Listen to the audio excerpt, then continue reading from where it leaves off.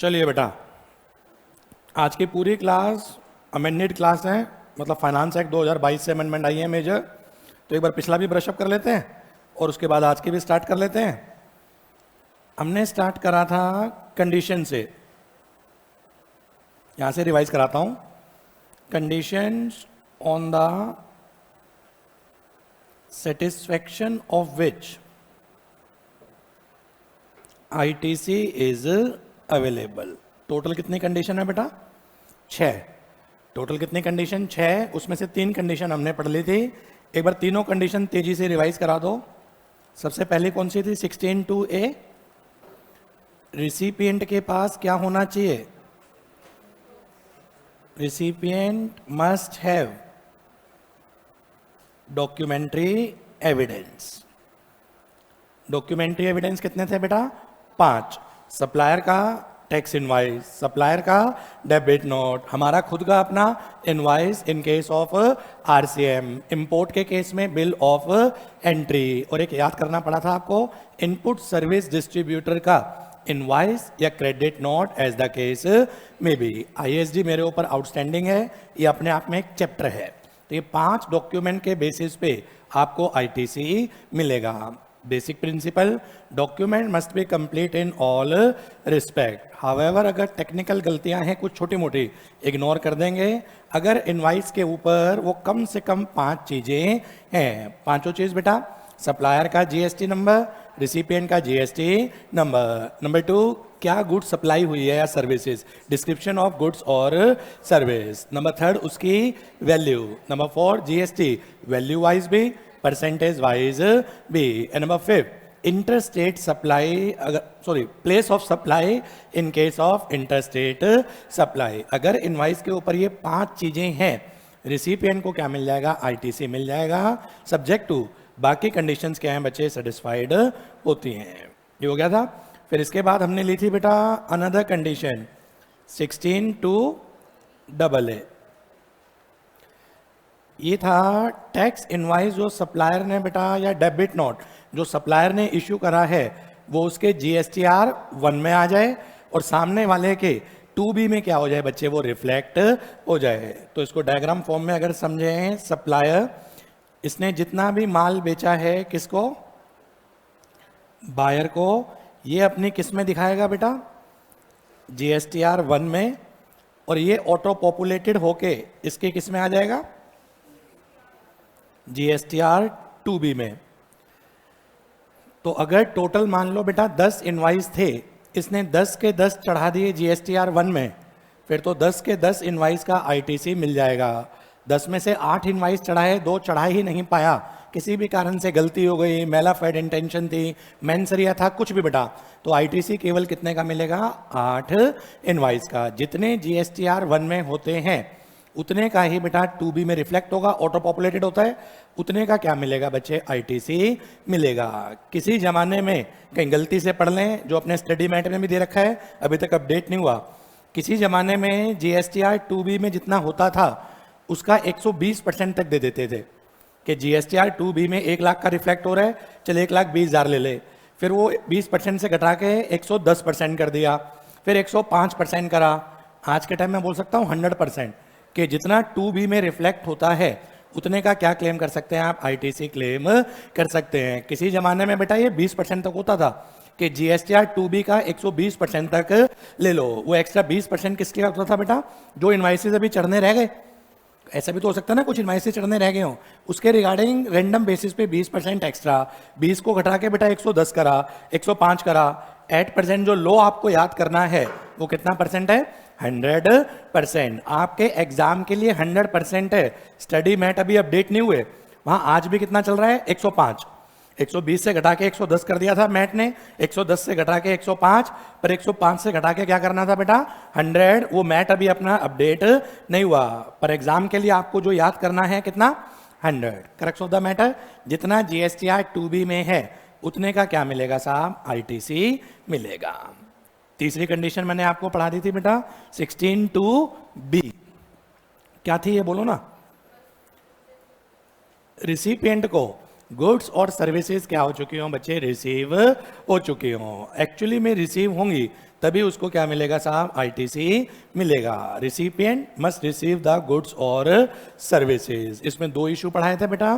पहला, in case of bill to ship model assume कर लेंगे थर्ड पर्सन को गुड्स एंड सर्विसेज रिसीव हुई है। और दूसरा, अगर गुड्स इनवाइस एक है पर आती इंस्टॉलमेंट्स में है, लॉट और इंस्टॉलमेंट में, single invoice, goods receive in lot और installment, ITC can be claim कब बेटा, upon receipt of last installment. I think यहां तक हुआ था लास्ट क्लास में। 3 कंडीशन हो गई बेटा।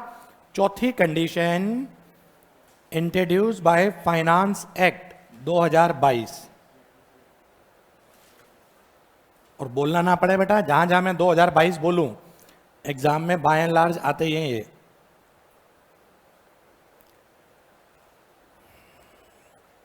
ये बोलता है आईटीसी, नई कंडीशन जुड़ी है ये, ITC admissible, ITC admissible only if not restricted under section 38 पूरी की पूरी सेक्शन रीड्राफ्ट करी है। फ्यूचर में दिखाता हूं बेटा क्या क्या दिक्कतें आएंगी। अभी 38 पढ़ाता हूं। हिंदी करो क्या है 38 की, तो इसकी लाइन की इंग्लिश की हिंदी कर दो बेटा। अगर आईटीसी 38 में रिस्ट्रिक्ट हो गया, आपको क्या नहीं मिलेगा, आईटीसी नहीं मिलेगा। अगर 38 में आईटीसी रिस्ट्रिक्ट है, you can not claim the ITC. Section 38 subsection 2, समझो इसको। सेक्शन 38 सबसेक्शन 2, सबसेक्शन 1 में तो वो है बेटा सप्लायर जीएसटीआर 1 देगा और वो रिसिपिएंट के किस में आ जाएगी, 2B में। ये लिखा हुआ है 38(1) में, एक यहाँ पर लिखा हुआ है 38(1) में सप्लायर अपनी जीएसटीआर 1 और रिसिपिएंट के किस में आ जाएगी बेटा, वो 2B में आईटीसी क्लेम कर लेगा। 38(2) इसके दो पार्ट हैं।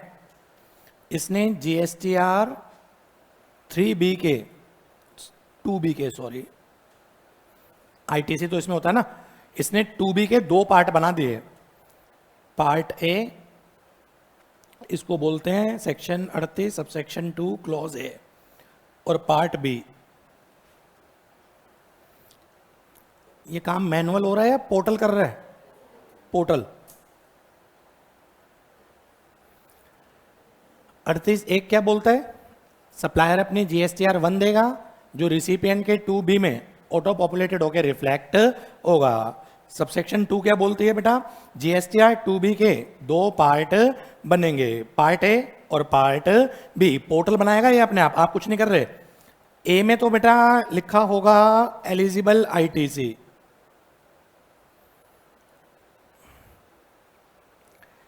ए में लिखा होगा बच्चे एलिजिबल आईटीसी। आप इतने का क्या कर लो बच्चे, आईटीसी क्लेम कर लो। Inward supply in respect of which ITC can be claim, लिख लो। Inward supply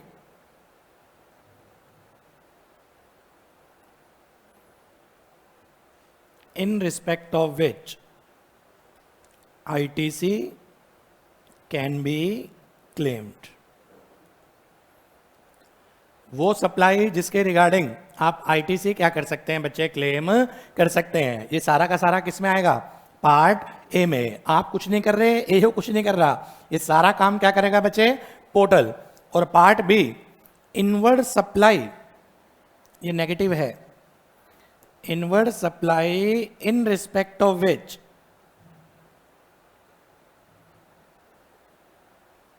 ITC can not be availed.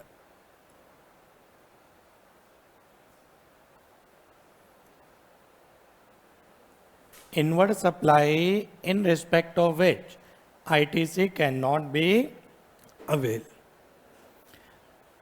तो पोर्टल जीएसटीआर 1 से किस पे लेके जाएगा, ऑटो पॉपुलेटेड होके 2B, और 2B के भी क्या पार्ट बना देगा, वो दो। पार्ट ए वाला जो आईटीसी नजर आएगा वो बेटा रिसिपिएंट क्लेम कर सकता है। पार्ट बी में जो आईटीसी नजर आएगा रिसिपिएंट उसको क्लेम नहीं कर सकता। इसमें टोटल 6 सिचुएशन दी हैं जो आपकी पार्ट बी में जाएंगी। टोटल कितनी सिचुएशन है बेटा, 6 सिचुएशन दी हैं जो पार्ट बी में जाएंगी। याद करने का सीधा तरीका, इन 6 सिचुएशन में अगर आपकी इनवर्ट सप्लाई आ गई, आपको क्या नहीं मिलेगा साहब? आईटीसी नहीं मिलेगा। 6 सिचुएशन में इनवर्ट सप्लाई आ गई, आईटीसी नहीं मिलेगा। अब ये 6 सिचुएशन लिख लो, याद कर लो। फ्यूचर में बेटा ये अपने आप में एक चैप्टर बन जाएगा। 6 सिचुएशन अभी तक ये नोटिफाई नहीं हुए हैं, खाली कंडीशन डाली है, इफेक्टिव नहीं हुई है। जिस दिन ये इफेक्टिव होंगी अपने आप में इनके सेपरेट रूल बनेंगे, क्योंकि हर चीज अपने आप में समस्या है। समझना जरा क्या दिक्कत आएगी। इन 6 सिचुएशन में फंस गए तो आईटीसी नहीं मिलेगा। सबसे पहला, supplier registered within prescribe time.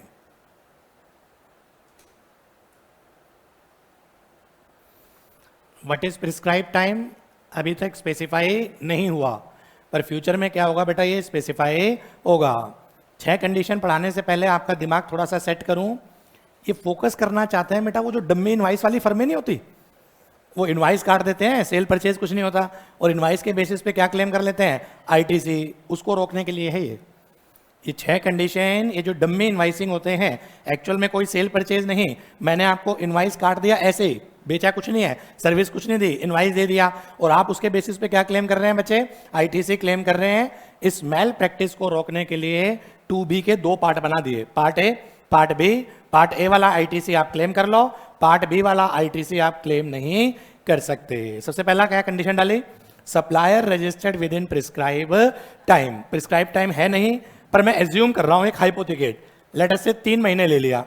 अब मैं सप्लायर, आप रिसिपिएंट, मैंने रजिस्ट्रेशन करवाया 1 जनवरी को, प्रिस्क्राइब टाइम है 3 महीने। तो अगर आपने मेरे से जनवरी, फरवरी, मार्च इन 3 महीनों में परचेजिंग करी, आपका आईटीसी रुक जाएगा। अगर प्रिस्क्राइब टाइम के अंदर अंदर आप क्या करते हैं? परचेज करते हैं, तो आपका आईटीसी क्या हो जाएगा बच्चे? ब्लॉक हो जाएगा। अब प्रैक्टिकल लाइफ में समस्या क्या आएगी? आपको क्या पता मैंने रजिस्ट्रेशन कब ले रखा है? एकेडमिकली तो समझ में आ रहा है, रजिस्ट्रेशन लेने के, सप्लायर के रजिस्ट्रेशन लेने के प्रिस्क्राइब टाइम तक उससे परचेज मत करना। अगर कर ली तो आपका क्या हो जाएगा? आईटीसी रुक जाएगा। प्रिस्क्राइब टाइम क्या है? अभी तक स्पेसिफाई नहीं हुआ। मैंने एक एज्यूम कर लिया लेटर से 3 महीने, तो मेरा रजिस्ट्रेशन हुआ बेटा, सप्लायर हूं मैं जनवरी में, तो मेरे से आप जनवरी, फरवरी और मार्च तक परचेज मत करना। अगर कर ली तो आपका आईटीसी ब्लॉक हो जाएगा। अब बायर को कैसे पता चले मैंने रजिस्ट्रेशन कब लिया है? समझ रहे हो सर, पर्पस क्या सोल्व हो रहा है, गवर्नमेंट करना क्या चाहती है? एक्चुअली सप्लायर क्या होते हैं बेटा, आज मैंने दिल्ली में रजिस्ट्रेशन ले लिया, 1 ही महीने में मैंने 2-2.5 करोड़ के क्या कर दिए? बिल काट दिए। सामने वाले से मैंने क्या क्लेम कर लिया बेटा? अपना टैक्स क्लेम कर लिया, अंडरग्राउंड हो गया। 1-1.5 महीने मैंने दिल्ली में काम करा, अंडरग्राउंड। उसके बाद मैं सूरत में काम कर रहा हूँ, वहां बिल बेचता हूँ 1-1.5 महीना, उसके बाद अंडरग्राउंड। उसके बाद मैं केरला में आ जाता हूँ, 1-1.5 महीना बिल बेचता हूँ बेटा, पैसा इकट्ठा करता हूँ, अंडरग्राउंड हो जाता हूँ। सर इससे पर्पस क्या सोल्व हो रहा है? मैं तो बेटा क्या हूं? ओवर द नाइट फ्लायर हूं, बिल बेच के भागने वालों में से हूं। एक्चुअल में कोई सेल परचेज नहीं कर रहा, मैंने आपको केवल क्या काटे हैं? इनवाइस काटे हैं। सर आप क्यों खरीद रहे हो? फिर आपको वो इनवाइस सस्ते में दे रहा हूं, 18 वाला 9 में, आइटम 18 वाली आपको कितने में दे रहा हूं? 9% में। आपको भी लालच आ रहा है, और मेरे को तो पूरे के पूरे 9 बच गए, कुछ बेच थोड़ी ना रहा हूं, मुझे तो पूरे के पूरे 9 बच गए। आपको 18 वाली आइटम कितने में मिल रही है? 9 में। आईटीसी कितने का क्लेम करोगे आप? पूरे 18% का। बिल पे तो 18 है। ये मोबाइल एक्चुअली में रेट है 18, मैंने बेचा कुछ नहीं, आपको मोबाइल का बिल दे दिया, मैंने आपको मोबाइल का बिल दे दिया, आप मोबाइल के डीलर हैं, आपको 18 वाला बिल मैंने कितने में दे दिया? 9 में। तो आपको तो बेनिफिट क्या हो गया? 9 रुपए का। 18 वाली चीज 9 में मिल गई, मैंने कुछ बेचा ही नहीं, खाली बिल काटे हैं, मुझे कितने मिल गए? 9 रुपए। ऐसे ऐसे 9 रुपए मैंने बेटा करोड़ों रुपए इकट्ठे कर दिए 1 महीने के अंदर अंदर, अंडरग्राउंड हो गया। तो लो ने फर्स्ट पॉइंट डाल दिया, ओ भाई ये कर क्या रहा है? ये तो अंधाधुंध बिल काट रहा है, नालायक, अंधाधुंध ब्लाइंडली क्या कर रहा है बच्चे? ये बिल काट रहे हैं। तो लो बना दिया पहले पॉइंट में, supplier registered within prescribe time, recipient का आईटीसी क्या कर देंगे? ब्लॉक कर देंगे। मजे की बात है, अब रिसिपिएंट का काम बढ़ गया, वो सप्लायर से पता करेगा, ओ भाई तू रजिस्टर्ड कब हुआ था? कुछ तो ऐसे होते हैं जिनको हम जानते हैं पुराने होंगे, जो बिल्कुल नए नए मार्केट में नजर आ रहे हैं, अपने आप ही परचेज नहीं करेंगे। और मजे की बात यह है, अब सप्लायर जेन्युइन भी तो हो सकते हैं, कुछ सारे बिल काटने वाली फर्म थोड़ी ना है, जो जेन्युइन है वो मरेंगे। तो इसके लिए प्रॉपर प्रिस्क्राइब रूल बनेंगे। अभी तक कुछ भी स्पेसिफाई नहीं है, आपको तो केवल ये नाम याद करना है, supplier registered within prescribe time.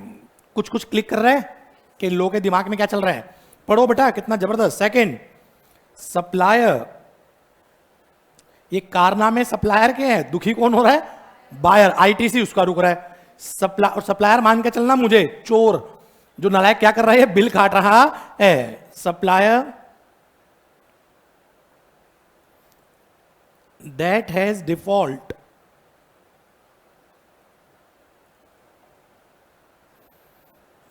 in payment of tax. Supplier that has default in payment of tax and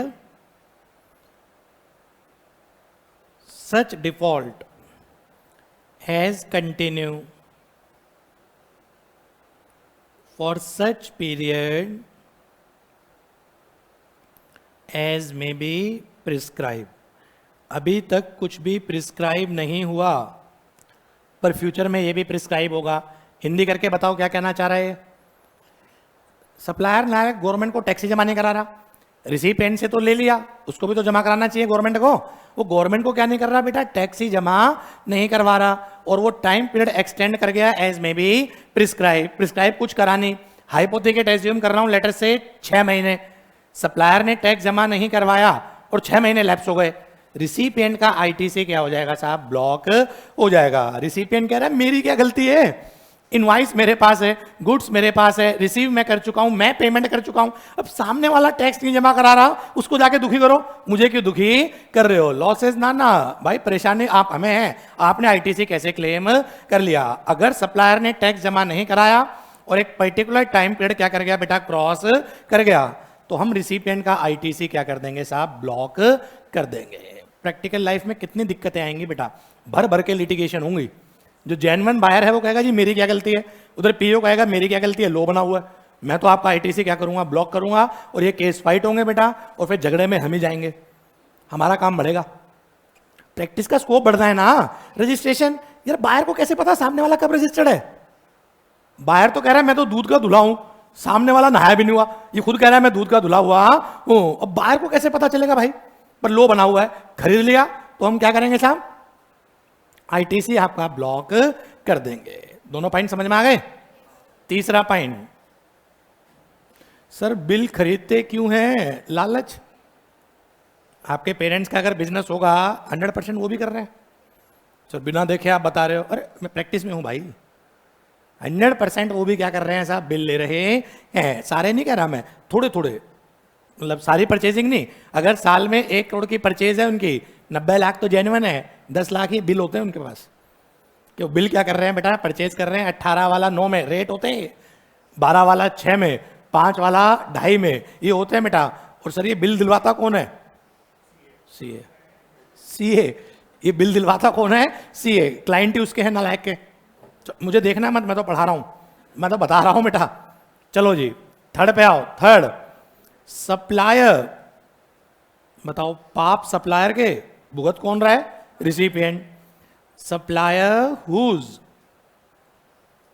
output tax liability reported in GSTR 1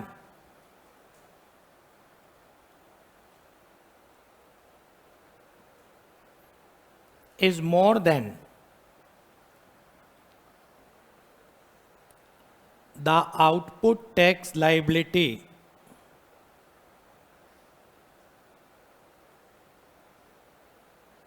paid through GSTR 3B, and such difference exceeds the prescribed limit, and such difference exceeds the prescribed limit। छोटा करके बोलूं तो GST 1 में liability ज़्यादा दिखा रहा है R1 में, और नालायक 3B में कम दिखा रहा है।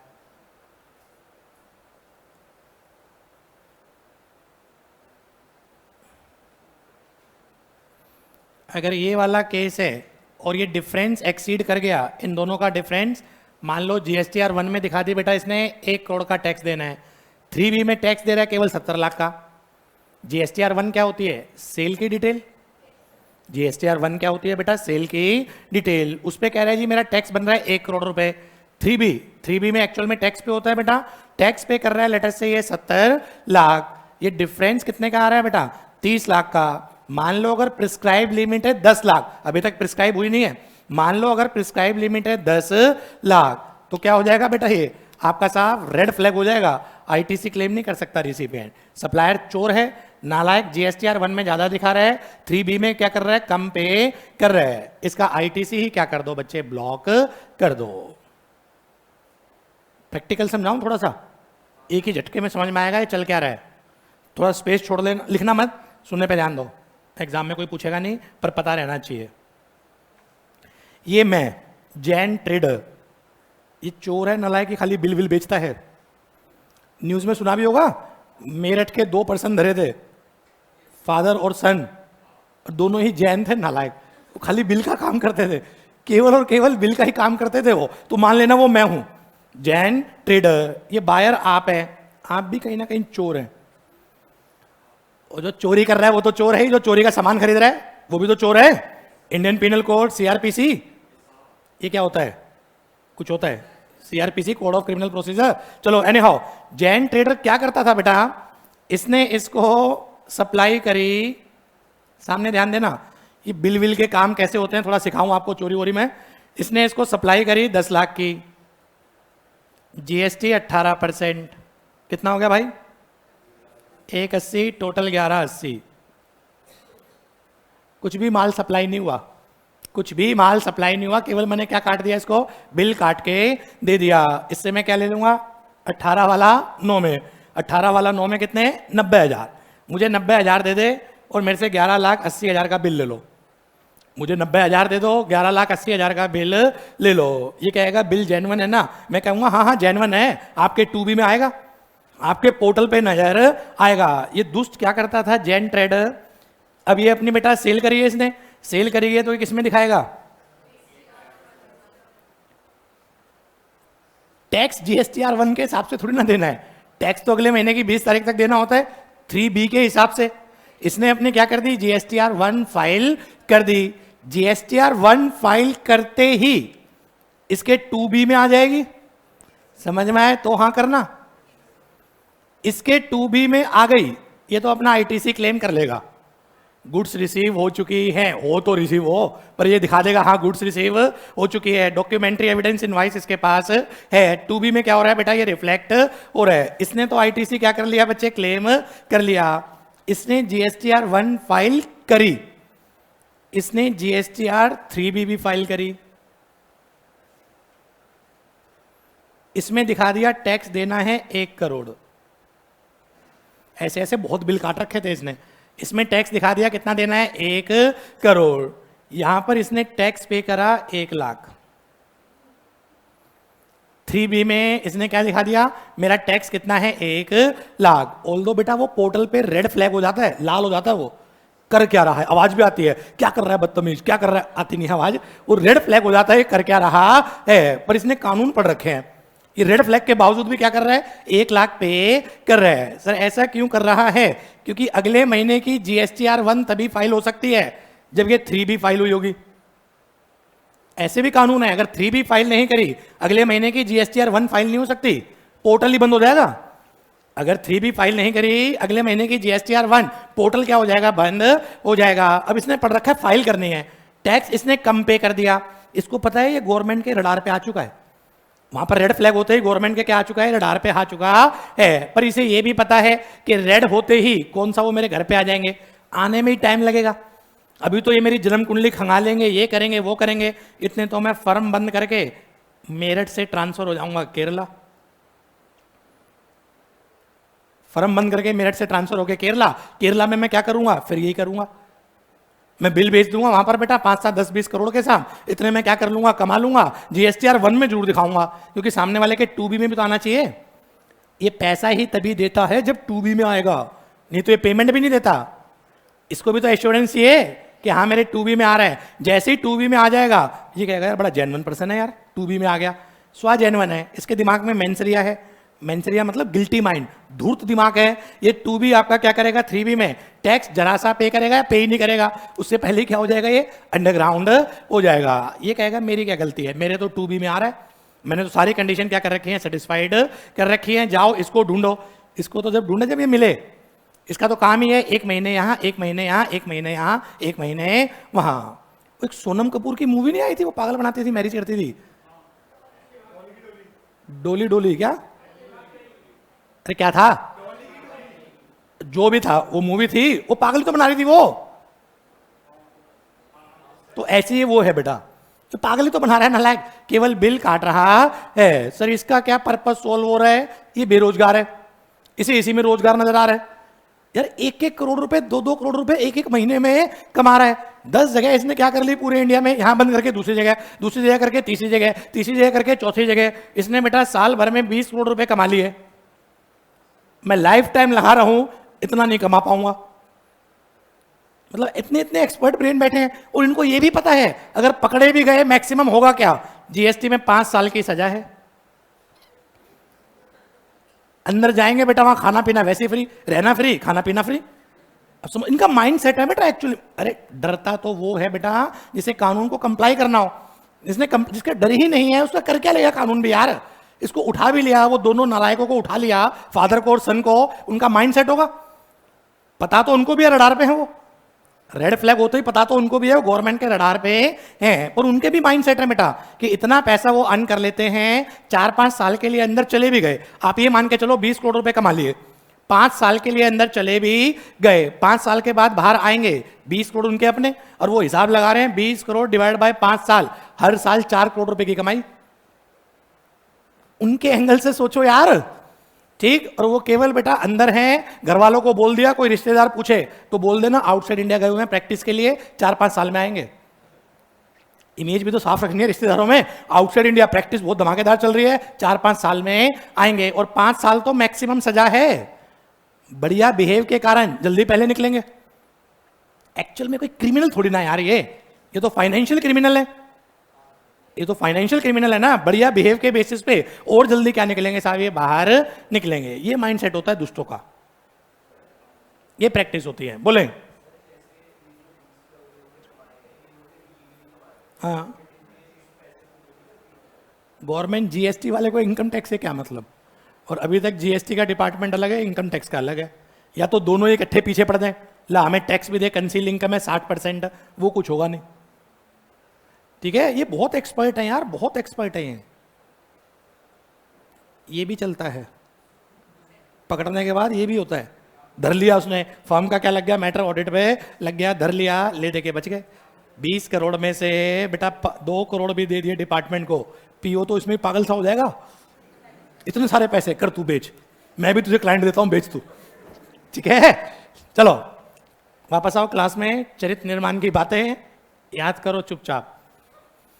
सबसे पहला, supplier registered within prescribe time. दूसरा बेटा, सप्लायर ने पेमेंट ऑफ टैक्स में डिफॉल्ट कर दिया और टाइम पीरियड प्रिस्क्राइब टाइम को एक्सीड कर गया। प्रिस्क्राइब टाइम कुछ भी डिफाइन नहीं कर रखा अभी तक, फ्यूचर में डिफाइन होने हैं। तीसरा, जीएसटीआर 1 में कह रहा है नालायक टैक्स ज्यादा देना है, जबकि 3B में टैक्स जमा करा नहीं रहा, कम टैक्स जमा करवा रहा है, और वो डिफरेंस एक पर्टिकुलर लिमिट को क्या कर गया, एक्सीड कर गया। तो इस केस में बेटा रिसिपिएंट आपके आईटीसी हम क्या कर देंगे, ब्लॉक कर देंगे। हम तो ढूंढ ही रहे हैं इस टाइप के सप्लायर को, तुम भी ढूंढो, क्योंकि बायर परेशान होगा वो पहले ढूंढेगा। ठीक है जी, 3 पॉइंट हो गए। चौथा, supplier has avail ITC during the prescribed period. Supplier has availed ITC during the prescribed period more than ITC available in GSTR 2B, and such difference exceeds the prescribed limit.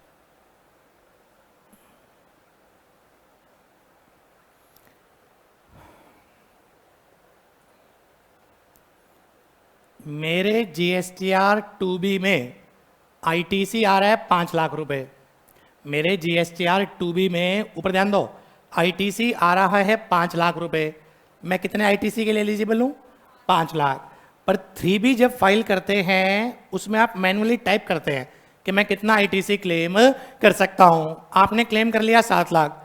7 lakh claim करते ही वहां red flag हो जाता है बेटा, red sign आ जाता है, कर क्या रहा है, आवाज आती है, कर क्या रहा है समझ जा, कर क्या रहा है समझ जा, आवाज आती नहीं, बस वो रेड फ्लैग हो जाता है। पर इसका माइंडसेट है, GSTR 2B में कितना नजर आ रहा है? 5 लाख। इसने क्लेम कितना कर लिया बेटा? 7 लाख। 7 लाख का इसने ITC क्लेम कर लिया। पोर्टल वार्निंग देता है कि आप गलत कर रहे हैं, नजर आ रहा है 5, आप क्लेम क्यों कर रहे हो 7 लाख? वो रेड हो जाता है बेटा, वहां पर रेड का मतलब डिपार्टमेंट के रडार पे आ गया। पर SSC ने क्या कर लिया बच्चे? क्लेम कर लिया। अगर सप्लायर इस टाइप की मेल प्रैक्टिस कर रहा है, 2B में नजर आ रहा है 5, क्लेम कितना कर लिया उसने? 7, तो ये पर्टिकुलर लिमिट से ज्यादा क्या कर लिया बच्चे? इसने क्लेम कर लिया। वो कोई थ्रेशोल्ड फिक्स करेंगे डिफरेंस का, मान लेते हैं डिफरेंस का है बेटा 1 लाख। अगर 1 लाख से ज्यादा ये डिफरेंस हो गया, एज्यूम कर रहा हूं, लॉ में कहीं कोई स्पेसिफाई नहीं है, तो बेटा बायर का ITC हम क्या कर देंगे? रिस्ट्रिक्ट कर देंगे। गलती किसकी है?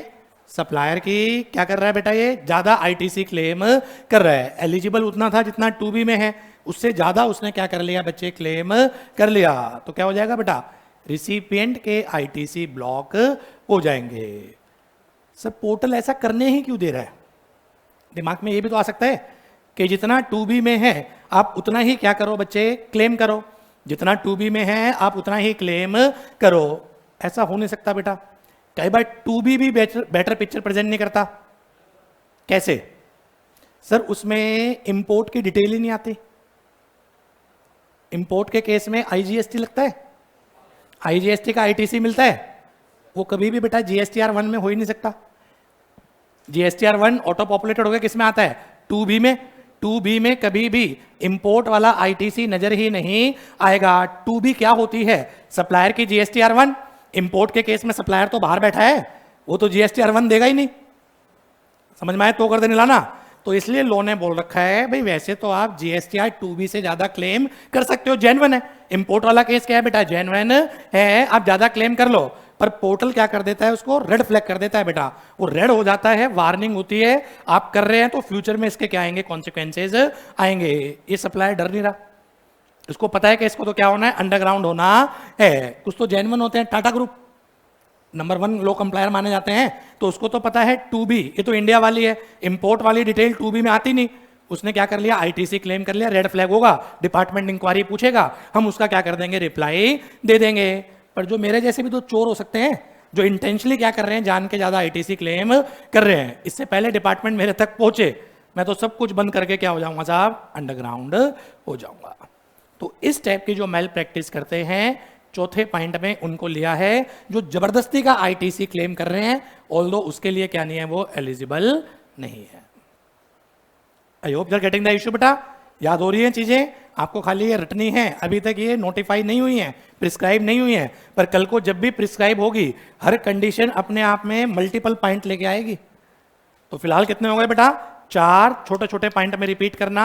सबसे पहला, supplier registered within prescribe time. Number 2 बेटा, सप्लायर ने पेमेंट ऑफ टैक्स में डिफॉल्ट कर दिया और एक पर्टिकुलर टाइम पीरियड क्या हो गया बच्चे? एक्सीड हो गया। नंबर 3, सप्लायर GSTR 1 में टैक्स ज्यादा बता रहा है जबकि 3B में टैक्स क्या कर रहा है? वो कम पे कर रहा है। चौथा बेटा, सप्लायर प्रिस्क्राइब टाइम लिमिट से ज्यादा ITC क्या कर रहा है? क्लेम कर रहा है। पांचवा, supplier has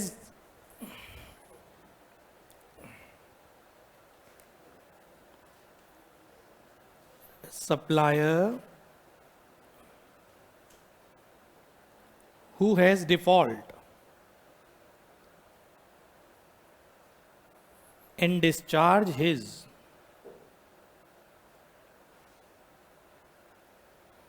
GST liability in accordance with section 49 subsection 12। इसमें तो मेरे ब्रदर का केस फंसा था बेटा। 49/12 में। अगर सप्लायर ने 49/12 का क्या कर दिया बेटा, डिफॉल्ट कर दिया, अगर सप्लायर ने 49/12 का आपका डिफॉल्ट कर दिया, तो रिसिपिएंट का आईटीसी क्या हो जाएगा बच्चे, रिस्ट्रिक्ट हो जाएगा। 49/12 वैसे तो मैं डिटेल में लूंगा जब इस चैप्टर पे जाऊंगा, अभी थोड़ी सी रेफरेंसेस सुन लो।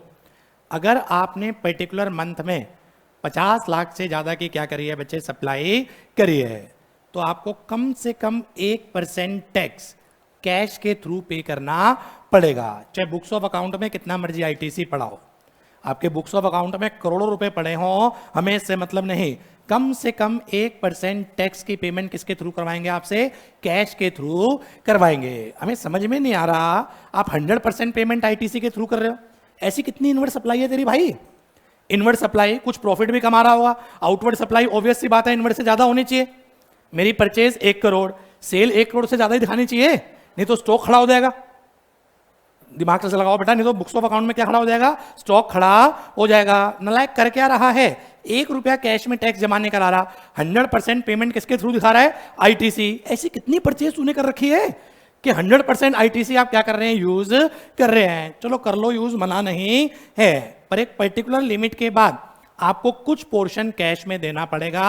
ये 49/12 में लिखा हुआ है, और केवल कितना परसेंट लिया है, 1% लायबिलिटी कैश में डिस्चार्ज करो। अगर नहीं करी तो रिसिपिएंट के आईटीसी क्या हो जाएंगे बच्चे, ब्लॉक हो जाएंगे। अगर नहीं करा, रिसिपिएंट का आईटीसी ब्लॉक हो जाएगा। इस केस में दोनों पार्टी को नोटिस आ जाता है।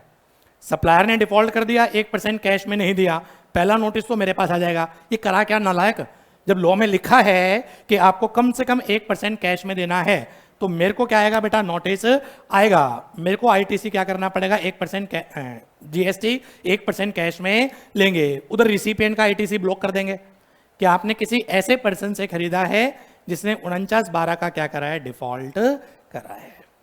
फिर वही बात, सप्लायर के डिफॉल्ट के लिए कौन रिस्पॉन्सिबल है बेटा, बायर रिस्पॉन्सिबल हो रहा है।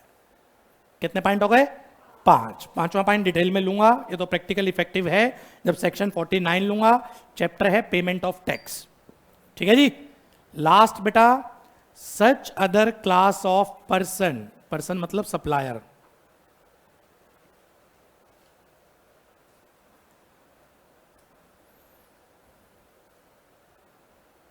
as may be prescribed।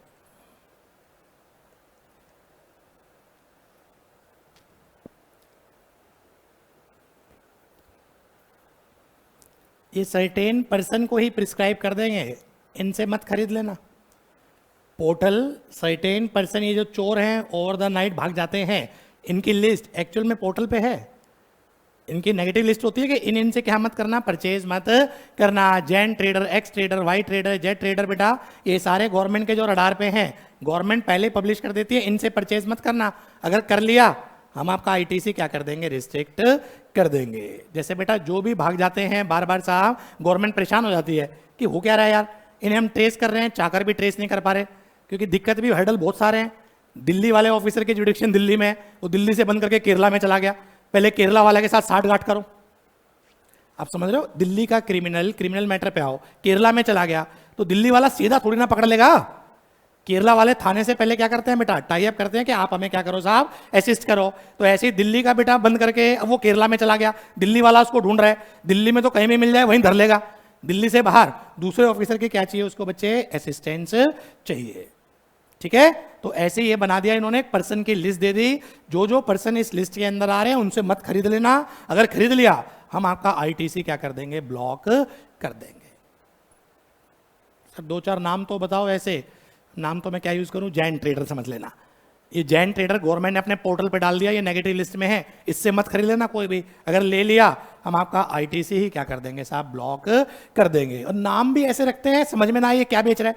Jain trader क्या बेच रहा है भाई, जूते के बिल ये काट रहा है, कपड़े के बिल ये काट रहा है, बर्तन भांडे के बिल ये काट रहा है, मोबाइल के बिल ये काट, इससे कुछ भी बिल ले लो, फर्नीचर का बिल ले लो, लैपटॉप का बिल ले लो। सामने वाला लेमैन बता दे ये नालायक नकली फर्म है, ये खाली बिल ही बेच रहा है। ये बिल बेच के क्या होगा, अंडरग्राउंड होगा। नाम से समझ में नहीं आ रहा ये बेच क्या रहा है, नाम भी ऐसे रखते हैं। इंटरप्राइज, अभी क्या बेच रहा है भाई, जैन इंटरप्राइज, केवल बिल, बिल्कुल सही बेचा है, बोला नालायक ने, ये कुछ नहीं कर रहा, इससे कुछ भी बिल मांग लो मिलेगा। हमें सीमेंट के बिल चाहिए, ले सीमेंट के, हमें चेयर के बिल चाहिए, ले चेयर के। हमें प्रोजेक्टर के बिल चाहिए, ले प्रोजेक्टर का बिल ले। भाई ये बेच क्या रहा है? ये कुछ नहीं बेच रहा है, ये केवल और केवल इनवाइसेस क्या कर रहा है? सोल्ड आउट कर रहा है। ये वो फर्म है जो 1-1.5 महीने के बाद अंडरग्राउंड होंगी। बायर को भी पता है बायर का क्या पर्पस सोल्व हो रहा है। वो तो 2B में आते ही सेफ हो जाता था कि जैसे ही मेरे 2B में आ गया मैं तो आईटीसी क्लेम कर लूंगा। अब फ्यूचर में ये बायर भी मरेंगे। ये 6 पॉइंट जिस दिन भी इफेक्टिव हो गए, अभी तक तो ये इफेक्टिव नहीं है, जिस दिन भी इफेक्टिव हो गए देश जान की लिटिगेशन आएगी। सप्लायर के बेटा क्राइम के लिए बायर भी क्या हो रहा है साहब? रिस्पॉन्सिबल हो रहा है। और थंब रूल है बेटा, जिसने चोरी करी है वो तो चोर है ही, उसका बायर भी क्या होता है? चोरी के सामान का वो भी चोर है। रिलैक्सेशन क्या है आपके लिए अभी तक? ये इफेक्टिव नहीं हुए। इफेक्टिव होंगे तो हर कंडीशन की अपने आप में क्या आएंगी? कंडीशंस आएंगी। 6 पॉइंट याद करो और खत्म कर दो बेटा। ये अपनी चौथी कंडीशन थी। 6 के 6 रिपीट करो जल्दी से। सबसे पहला, रजिस्ट्रेशन ले रखा है विद इन प्रिस्क्राइब टाइम तक परचेजेस मत करना। नंबर 2 आपका बेटा सप्लायर ने डिफॉल्ट कर दिया इन पेमेंट ऑफ टैक्स में, और डिफॉल्ट एक पर्टिकुलर टाइम से ज्यादा क्या कर गया? एक्सीड कर गया। नंबर 3 सप्लायर जीएसटीआर 1 में टैक्स ज्यादा बता रहा है as comparison to GSTR 3B। Number 4 supplier एक पर्टिकुलर लिमिट से ज्यादा क्या कर रहा है बेटा?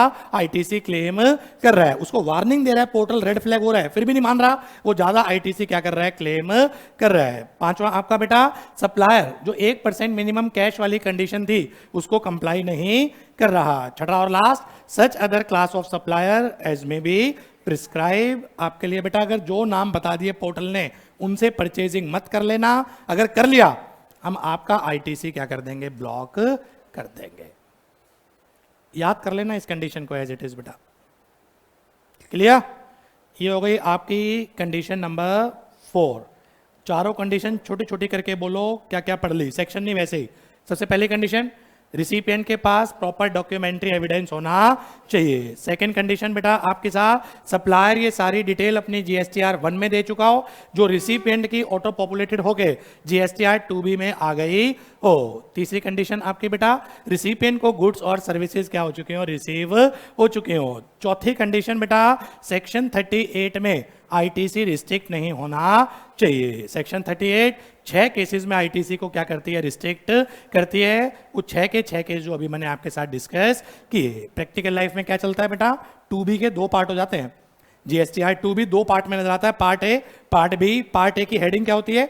एलिजिबल आईटीसी, ये तो क्लेम कर लो। पार्ट बी, इसे क्लेम मत करना, संभल के कर तो सकते हो, वहां पर 3B में कर तो सकते हो बेटा, पर वो क्या हो जाएगा? रेड फ्लैग, डिपार्टमेंट के रडार पे आ जाएगा। डिपार्टमेंट नोटिस भेजेगा, फिर पूछेगा कि क्यों आपने ये क्लेम किया है। ठीक है जी? चारों कंडीशन में कोई दिक्कत? कंडीशन नंबर 5 लिखो। नेक्स्ट कंडीशन बेटा आपकी section 16(2)(c, section 16(2)(c, 5th condition.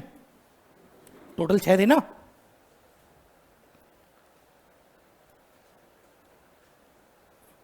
Supplier must pay the tax to government either through cash or through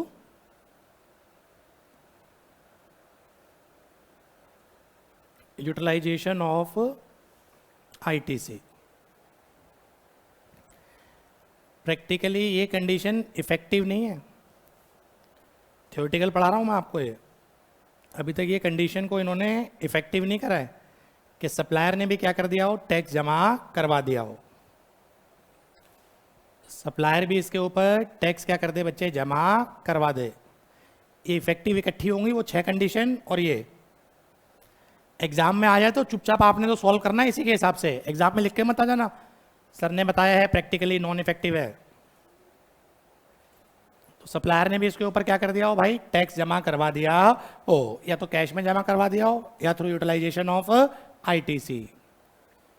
और सबसे last condition, recipient must file his return.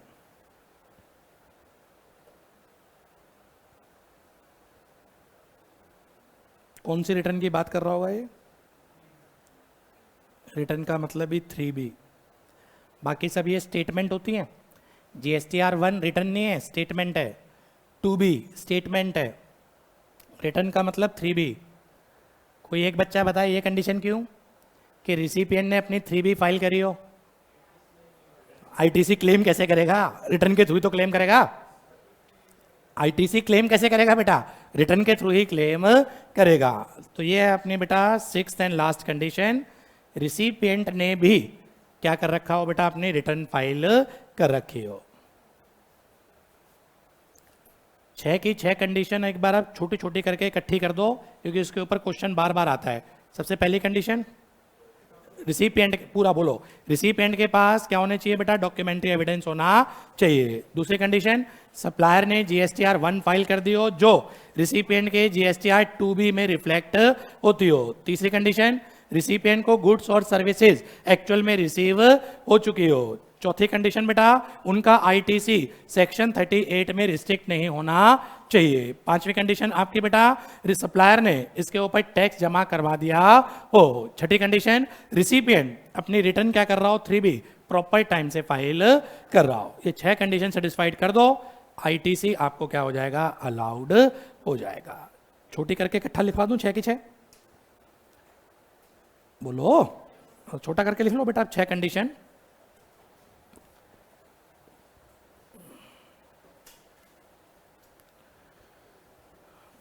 Exam में एक एक कंडीशन के बारे में अलग अलग आए तो मैंने डिटेल में आपको पढ़ा दिया। एक वो सीधा थ्योरेटिकल क्वेश्चन पूछ ले 2 से 4 नंबर में कौन कौन सी कंडीशन है, तो बस फिर तो ये लिख के आ जाना जैसे मैं लिखवा रहा हूं। सबसे पहली कंडीशन बोला करो, recipient must have documentary evidence. Second condition बोलो ना, supplier must file his GSTR1 which is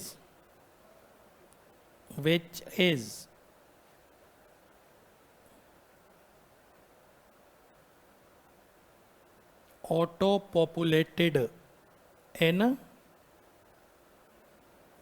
GSTR2B of buyer। किसी जमाने में ये 120% तक होता था, घटा के 110, 105, 8% कितना है अब ये? 100%। जितना 2B में नजर आएगा उतने का ITC आप क्लेम करना। ठीक है, उससे ज्यादा कर ही नहीं सकते।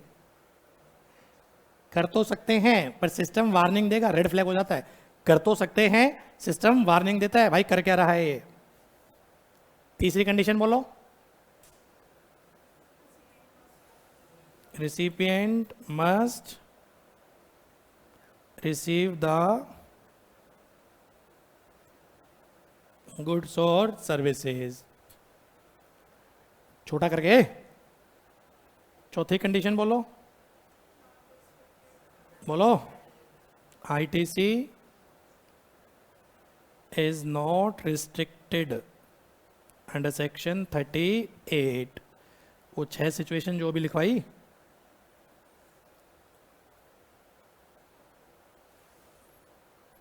पार्ट बी वाली। पांचवी condition, supplier must pay the tax on supply. छठी और last condition, recipient must file his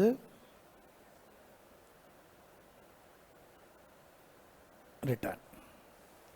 exam में अगर प्रैक्टिकल पूछा, एक तो इसका बेटा, क्योंकि इसमें चेंज है 100% हो गया अब, और दूसरा ये थियोरेटिकल आएगा।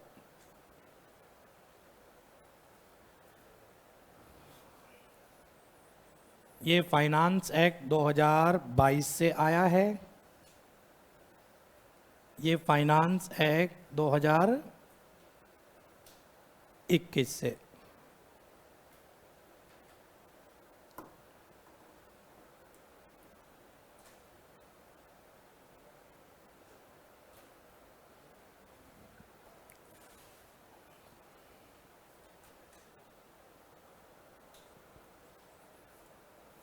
क्लियर है?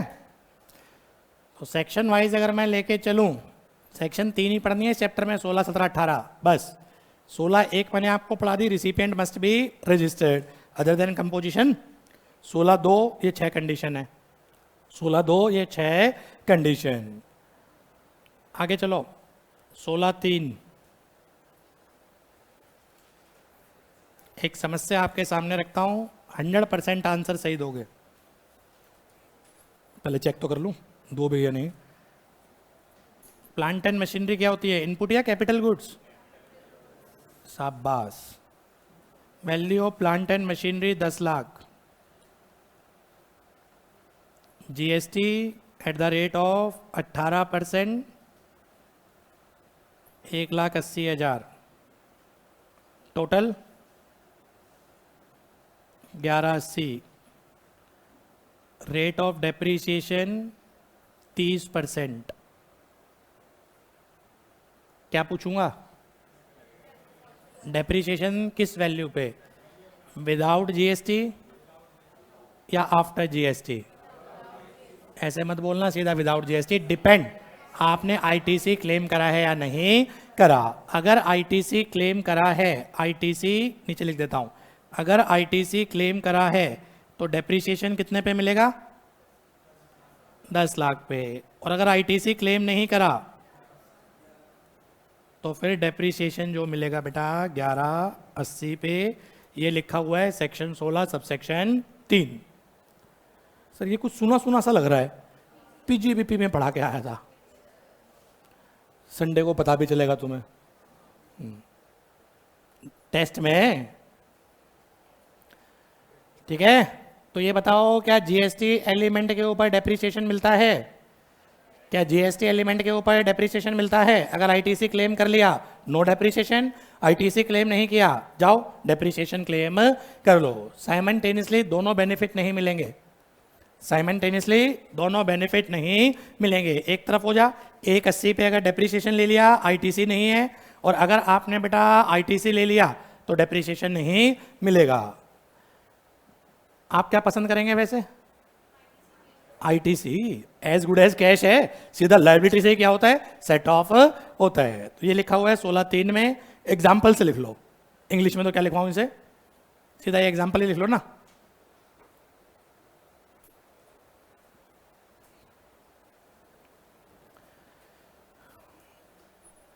सोलह 4 फाइनेंस एक्ट 2022 से चेंज हुआ है।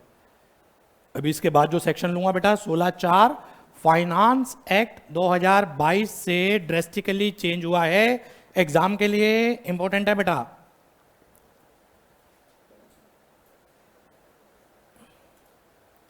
कब से चेंज हुआ है ये?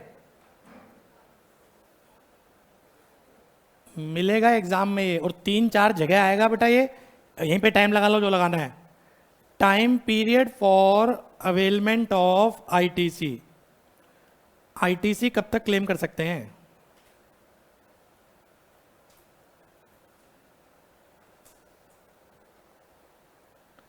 दो 2018 में बेटा हमने परचेजिंग करी थी, क्लेम करना भूल गए आईटीसी, आज याद आ रहा है 2023 में, 4-5 साल के बाद। Can we do so? या कोई अपर कैप होनी चाहिए? अपर कैप होनी चाहिए, वो अपर कैप चेंज हुई है। तो सीधा मैं नया वाला लो बता रहा हूं, पिछला मैं छेड़ ही नहीं रहा। क्या लो है बेटा, कब तक क्लेम कर सकते हैं? आप लिखो the time limit available for claiming ITC on invoice or debit note pertain to, pertain मतलब related, a financial year, pertain to financial invoice or debit note pertain to a financial year in which it is issued shall be earlier of following two dates: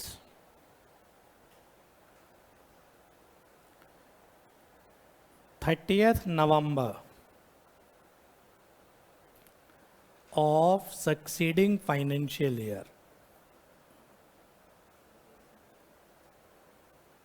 अगले साल की 30 नवंबर तक, अगले साल की 30 नवंबर तक। पहले पता क्या लिखा था? सितंबर की due date of filing of return, सितंबर की due date of filing of return 20 अक्टूबर। तो पहले लिखा था बेटा अगले साल सितंबर की due date of filing of return, अब उसको हटा दिया, अब सीधा क्या कर दिया 30th November of succeeding financial year और date on which annual return is filed, date on which annual return is filed. दोनों में से कौन सी डेट लेनी है? Whichever is earlier. Annual return की बेटा वैसे ड्यू डेट क्या है? 31 दिसंबर। एनुअल रिटर्न की ड्यू डेट क्या है? 31 December of next financial year. सामने स्क्रीन पे ध्यान दो, due date of annual return देखनी है या date on which annual return is filed वो देखनी है? Date on which annual return is filed. Important note लिख दो वैसे नॉलेज के लिए, due date of annual return is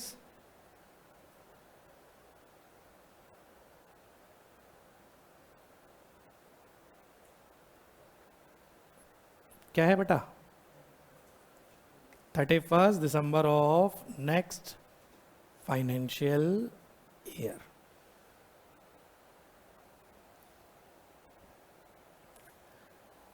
ये नई डेट याद कर लेना, ये रिटर्न वाले चैप्टर में भी आएगी, ये इनवाइस वाले चैप्टर में भी आएगी। इकट्ठा खत्म कर रहा हूं मैं एक जगह बेटा, ये यहीं पे टाइम लगा रहा हूं मैं, ठीक है जी। आप मुझे बताना मैक्सिमम टाइम क्या है आईटीसी अवेल करने का। एग्जाम्पल नंबर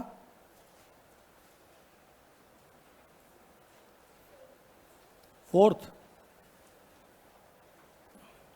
वो पहले हिंदी तो करो, इसको समझा तो ये है क्या टाइम पीरियड? जिस फाइनेंशियल ईयर का इनवाइस है या जिस फाइनेंशियल ईयर का डेबिट नोट है, जिस फाइनेंशियल ईयर का इनवाइस या जिस फाइनेंशियल ईयर का डेबिट नोट, उनकी दो डेट देखो, उनमें से जो भी अर्लियर होगा इस टाइम तक आप आईटीसी क्लेम कर सकते हैं। दो डेट कौन सी बेटा? अगले साल की आपकी 30th नवंबर, नेक्स्ट फाइनेंशियल ईयर की 30th नवंबर, और date on which annual return is file whichever is earlier. एक एग्जाम्पल से समझो, एक डेट ऑफ इनवाइस आज की डेट है, डेट ऑफ इनवाइस आज की डेट है, क्या डेट है आज? अच्छा 1 जून हो गई आज, 1 जून 2023 ही ले लेता हूं चलो। इसका आईटीसी कब तक क्लेम कर सकते हैं? 1 जून 2023, इसका आईटीसी कब तक क्लेम कर सकते हैं? ये कौन सा साल है? अगले साल की 30 नवंबर क्या बनेगी? और जब 23-24 की एनुअल रिटर्न एक्चुअल में फाइल करी, 23-24 की एनुअल रिटर्न जब एक्चुअल में फाइल करी, एज्यूम कर लेता हूं बेटा मैंने फाइल कर दी थी 15 नवंबर को एनुअल रिटर्न, एज्यूम कर रहा हूं ये, इन दोनों में से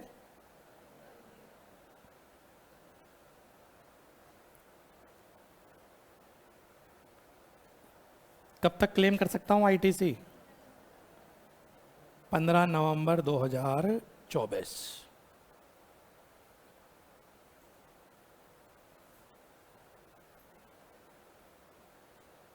ठीक है। Example 5,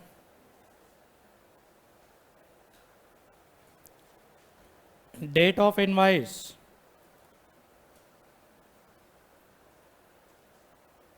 10 October 2022, annual return of 22-23 is filed on 15 September 2023, 15 November 2023, 15 December 2023। Case D, no annual return is file. नालायक का डिफॉल्ट हो गया, रिटर्न ही फाइल नहीं कर रहा। चारों क्वेश्चन में ये बताओ बेटा, ये आईटीसी कब तक क्लेम कर सकता है? चारों केसेस में ये बताएं, ये आईटीसी कब तक क्लेम कर सकता है?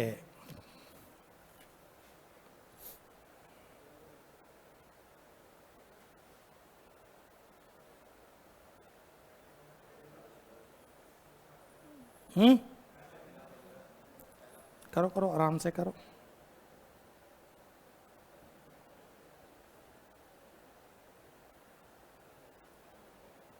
लो बताना क्या है? 30 नवंबर ऑफ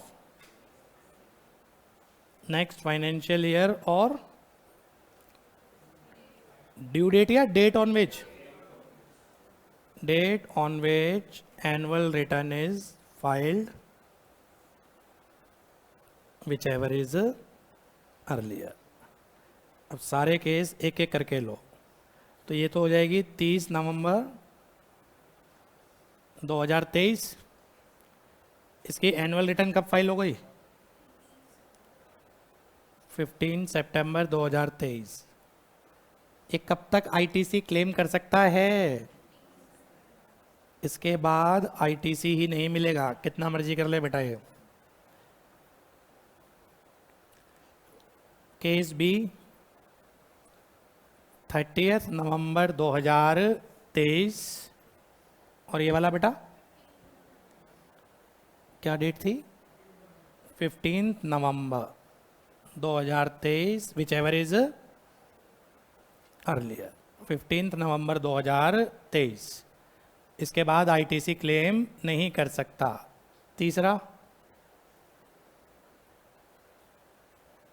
30 नवंबर 2023 और 15 December 2023, which ever is earlier. 30 नवंबर 2023। इसके बाद बेटा ये आईटीसी क्लेम नहीं कर सकता। लास्ट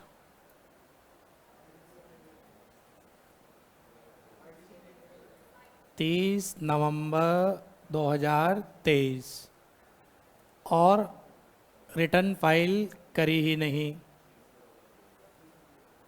रिटर्न फाइल इसने अभी तक करी ही नहीं, डिपार्टमेंट वेट कर रहा है, कोई दिक्कत नहीं।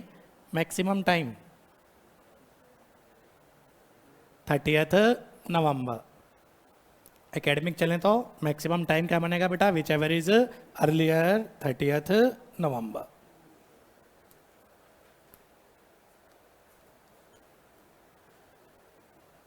समझ आ गया? पक्का?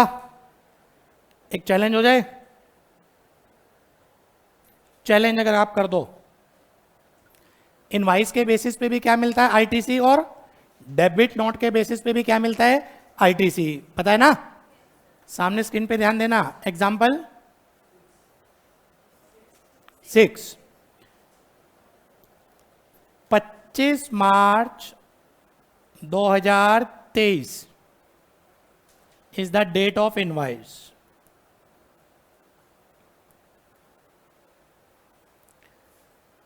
मैंने आज बेटा 25 मार्च को आपको माल बेचा, 25 मार्च 2023 को मैंने इनवाइस जनरेट कर दिया और आपको बोल दिया 15 दिन के अंदर पेमेंट कर देना। अगर पेमेंट नहीं करी मैं आपसे इंटरेस्ट चार्ज कर लूंगा। आपने 15 दिन के अंदर पेमेंट नहीं करी तो मैं आपसे क्या चार्ज करूंगा? इंटरेस्ट चार्ज करूंगा। पढ़ाया था वैल्यूएशन चैप्टर में, उसके लिए अलग से कोई इनवाइस नहीं होगा, उसके लिए मैं आपको क्या दूंगा? Debit note. ये डेबिट नोट मैंने जाके दिया 15 अप्रैल 2023 को, डेट ऑफ डेबिट नोट। ये कौन सा साल है?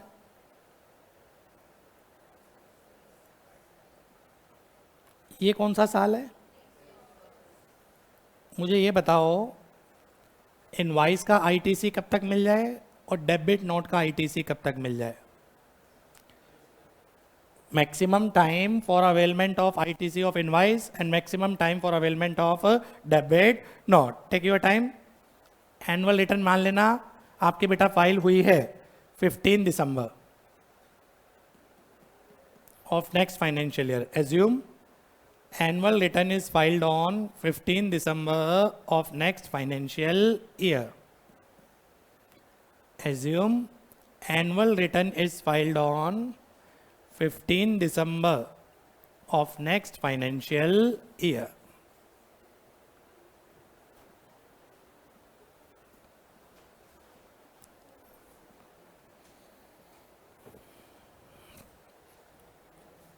Maximum time for availment of ITC। सबसे पहले इनवाइस के रिगार्डिंग बताओ, क्या लिखूं? 30 नवंबर 23 और इसकी जब एनुअल रिटर्न गई, ये क्या बोल रहा है? 15 2023 which ever is earlier.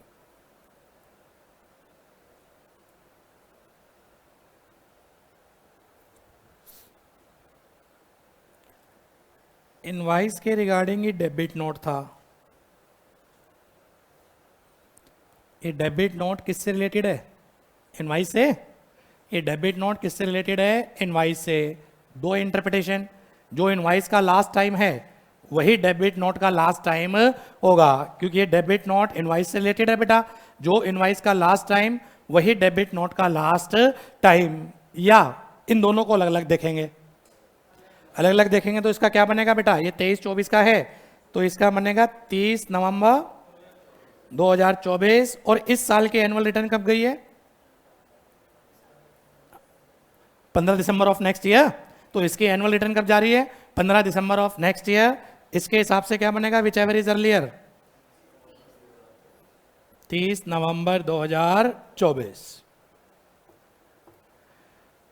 Amendment से पहले डेबिट नोट को अलग से नहीं देखते थे। जो इनवाइस का लास्ट टाइम होता था वही टाइम किसका होता था बेटा? डेबिट नोट का। अब लैंग्वेज में क्रिस्टल क्लियर कर दिया, इनवाइस और डेबिट नोट अलग अलग क्या करने हैं बच्चे? कंसीडर करने हैं। एसएससी के फेवर में है, अगेंस्ट है? फेवर में। एसएससी के क्या है बेटा? ये फेवर में है। ड्रेस्टिक चेंज हुआ है बेटा। ये एग्जाम्पल अगर बना प्रैक्टिकल, सेम ये बनेगा। वो इनवाइस भी देगा और डेबिट नोट भी देगा, और वो पूछेगा कि मैक्सिमम टाइम बताएं अवेलमेंट का क्या है। क्या है मैक्सिमम टाइम बेटा? नेक्स्ट फाइनेंशियल ईयर की 30 नवंबर और date on which annual return is filed whichever is earlier. Wind up हो गया बेटा सेक्शन 16 की सीरीज। 16(1), 16(2), 16(3), 16(4) तसल्ली से कर लेना। 16(2) में अमेंडमेंट है और 16(4) में अमेंडमेंट है। करें प्रैक्टिकल। लिखो एग्जाम्पल नंबर 7।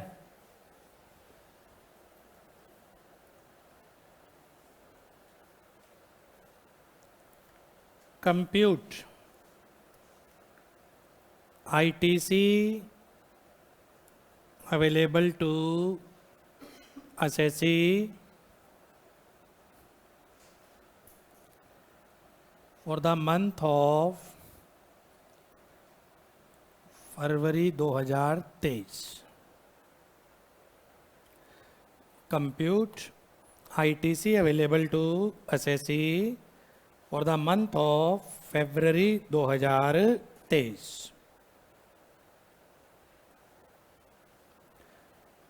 पहला, purchases from composition supplier।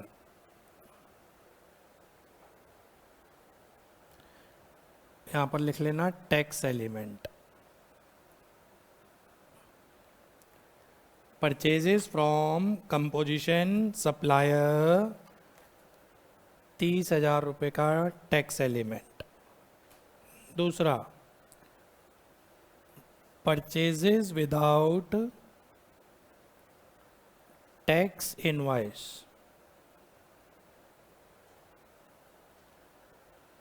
Tax element 20,000 रुपये। तीसरा, purchases of input for personal purpose,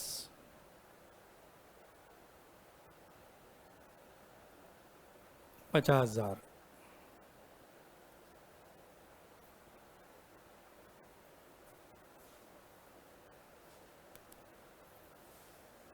purchases from supplier A for business purpose,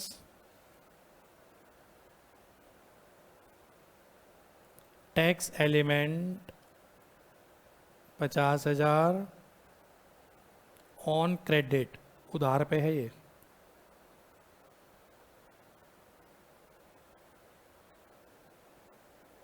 पांचवा, purchases from supplier B for business purpose,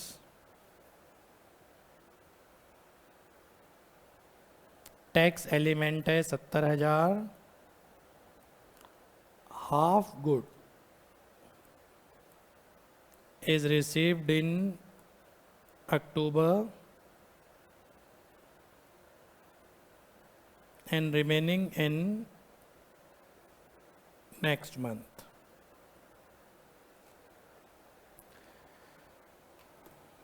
One marks each. Compute ITC available to assessee, वो आपने ऊपर लिख ही रखा है।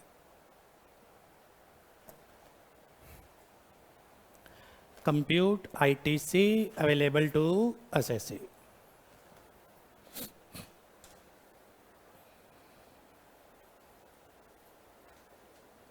Try करना बेटा, मेरी वेट मत करना। Half goods is received in October and remaining in next month.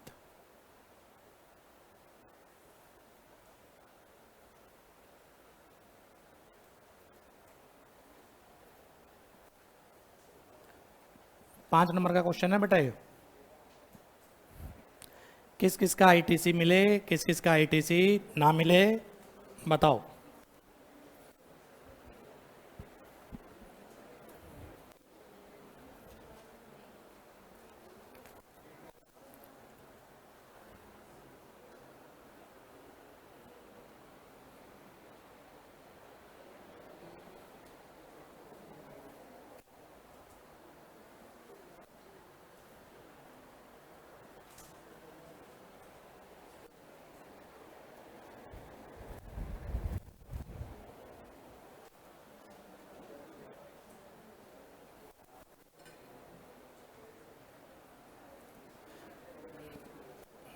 Done. सीधा वैसे ही बताओ ना, किसका आईटीसी मिलेगा किसका नहीं मिलेगा। सबसे पहले आओ please, purchases from composition supplier. और सर वो ना तो खुद आईटीसी ले सकता है, ना ही वो आईटीसी पास ऑन कर सकता है। तो पहले केस में आईटीसी जल्दी बोलो नहीं मिलेगा। स्क्रीन पे देख दे रहा हूं, फर्स्ट केस में आईटीसी नहीं मिलेगा। सेकंड पे आओ, परचेजेस विदाउट टैक्स इनवाइस, नालायक के पास डॉक्यूमेंट्री एविडेंस ही नहीं है, क्या हो जाएगा चपेट, आईटीसी नहीं मिलेगा। तीसरे पे आओ, पर्सनल पर्पस के लिए परचेज करके लाया है, वो चाहे इनपुट हो चाहे कैपिटल गुड्स हो चाहे इनपुट सर्विस हो, किसके रिगार्डिंग होनी चाहिए, बिजनेस के रिगार्डिंग, पर्सनल पर्पस, आईटीसी नहीं मिलेगा। चौथा ध्यान से, उधार पे ली है, उधार पे लिए आईटीसी मिलेगा। वो सारी कंडीशन पढ़ लो, उसमें ये कहीं नहीं लिखा कि बायर ने पेमेंट करी हो, यानी कि उधार पे भी अगर होती है तो क्या हो जाएगा आईटीसी अवेल हो जाएगा। उधार पे भी हो तो आईटीसी अवेल हो जाएगा। क्या कहते हैं, मिलेगा। Payment is not the criteria, हमने कब पेमेंट करी है that one is not the criteria. Last वाला चैलेंज है बेटा, बोलो आधा अक्टूबर में और आधा नवंबर में। रुको रुको रुको, रुक जाओ। पहले तो ये बताओ, हम बेटा किस महीने का निकाल रहे हैं? फरवरी का। हम किस महीने का देख रहे हैं? फरवरी का। तो गुड्स हमारी क्या हो जानी चाहिए? लास्ट इंस्टॉलमेंट में मिलती है। इसकी पहली इंस्टॉलमेंट कब है? अक्टूबर। अगली इंस्टॉलमेंट कब है? नवंबर, नेक्स्ट मंथ। यानी कि फरवरी तो अपने पिक्चर में है ही नहीं, तो मैं बोल सकता हूं साहब फरवरी में इसका आईटीसी नहीं मिलेगा। इसका मिलेगा कब? नवंबर में। इसका मिलेगा कब? नवंबर में। नवंबर अपने क्वेश्चन में नहीं है, हमें तो निकालना है किस महीने का है? केवल अक्टूबर मंथ का, केवल फरवरी मंथ का। इसका आईटीसी कौन से महीने में मिलेगा बेटा? नवंबर में। ठीक, कुल मिला के आईटीसी मिल कितने का रहा है? 50 साहब। कर लोगे? लिख लो जल्दी से। A first, second, third and fifth ITC not allowed. First, second, third and fifth ITC not allowed. Fourth ITC allowed. Composition वाले से परचेज करी है, तो कंपोजिशन वाले ने तो मेरे से टैक्स ही कलेक्ट नहीं करा होगा, पर अगर झूठ बोल के कर भी लिया आईटीसी मिलेगा ही नहीं। कंपोजिशन पता है ना, सेक्शन 10 है।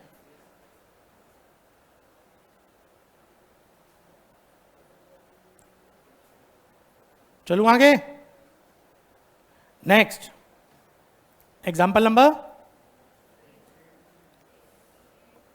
8। Computation, compute ITC available to assessee for the month of January 2023।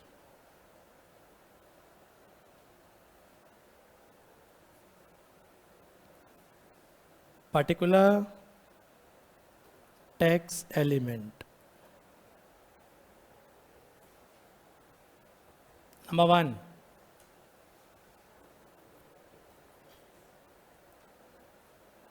intra-state purchases। intra-state purchases for business purpose, but place of supply is missing on invoice।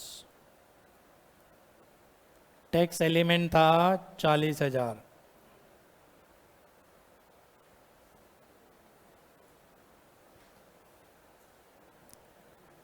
Second, purchases from x limited from for business purpose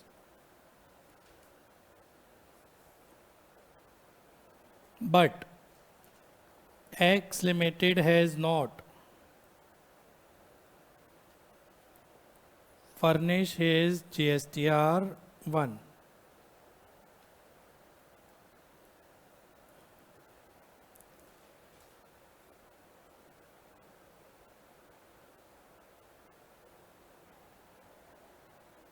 Third, purchases of capital goods,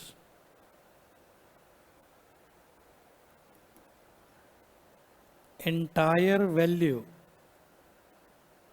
including GST is capitalized for depreciation purpose।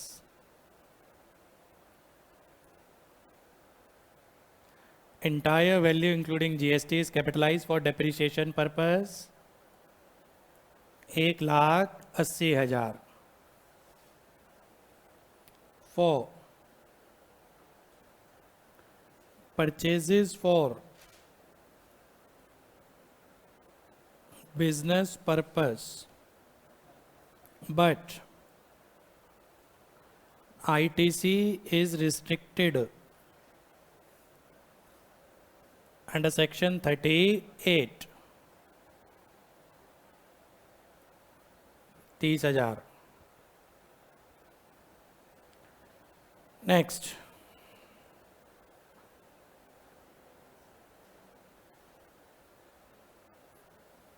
Purchases made in October 2019, invoice available.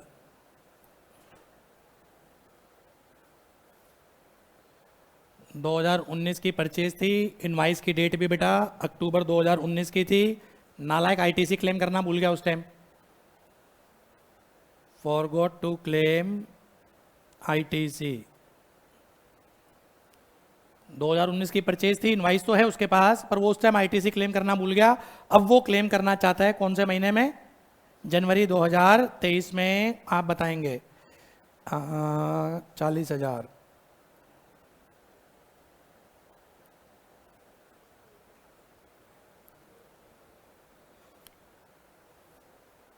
6, purchases made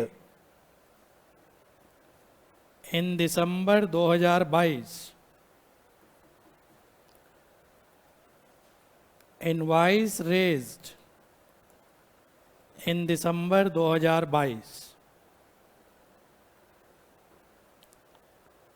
half goods are received in December 22 and remaining in January 23।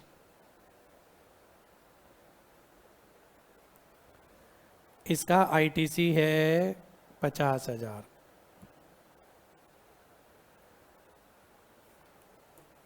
Compute ITC available to SSC, वो तो आपने heading में लिखा हुआ है।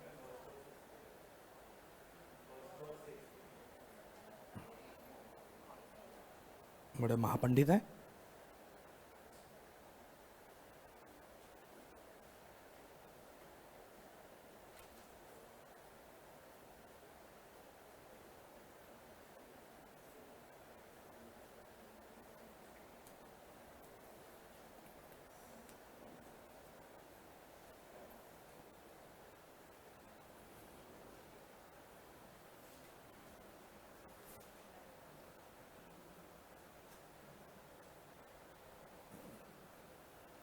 करें?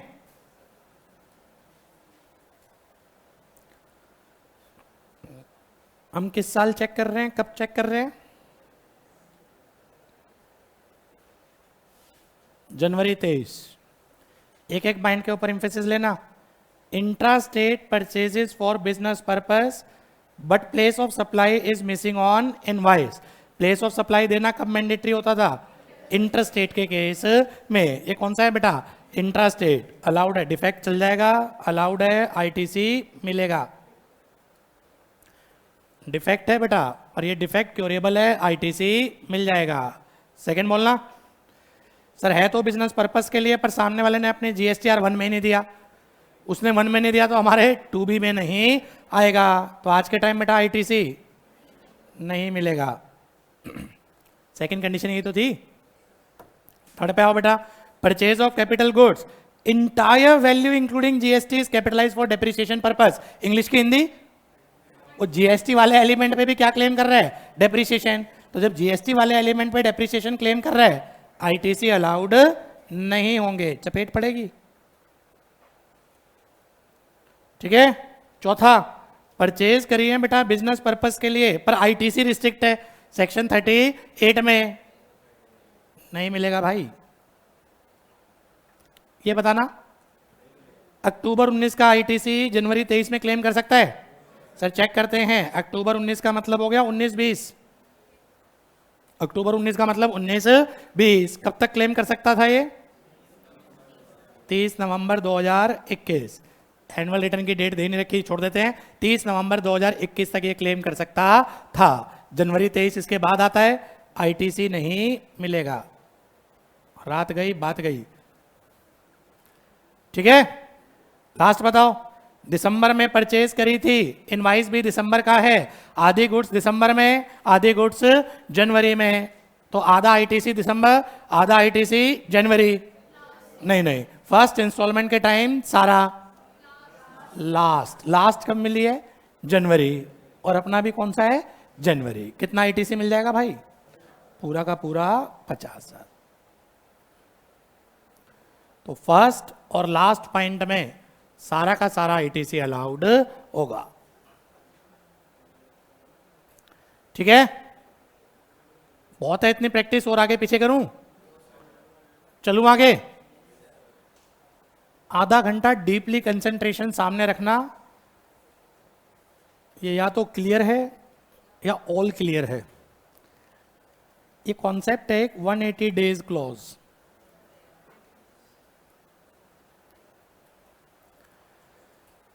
समस्याओं का पिटारा है ये भी। क्या भला है ये सुनो जरा ध्यान से। सप्लायर, बायर, प्लीज सामने स्क्रीन पे ध्यान देना, कुछ लिखना मत। इसने इसको सप्लाई करी, आईटीसी मिलेगा। सेक्शन 16 की कंडीशन बताओ, सारी की सारी रिवाइज हो जाएगा। सेक्शन 16 की कंडीशन, सबसे पहला रिसिपिएंट जीएसटी रजिस्टर्ड होना चाहिए अदर देन सेक्शन 10। दूसरी कंडीशन डॉक्यूमेंट्री एविडेंस होना चाहिए बेटा। तीसरी कंडीशन इसने जीएसटीआर 1 फाइल कर रखी हो जो कि सामने वाले की जीएसटीआर 2B में आ जाए। तीसरी कंडीशन, चौथी कंडीशन नेक्स्ट बेटा, इसके बाद कौन सी थी? इसे गुड्स और सर्विसेज क्या हो चुकी हो? रिसीव हो चुकी हो, वो रिसीव हो चुकी है। अगली कंडीशन कौन सी थी बेटा? सेक्शन 38 में ये रिस्ट्रिक्ट नहीं होना चाहिए। अगली कंडीशन इसने क्या कर दिया हो? टैक्स पे कर दिया हो इस सप्लाई के ऊपर। और लास्ट कंडीशन इसने क्या कर दिया हो बेटा?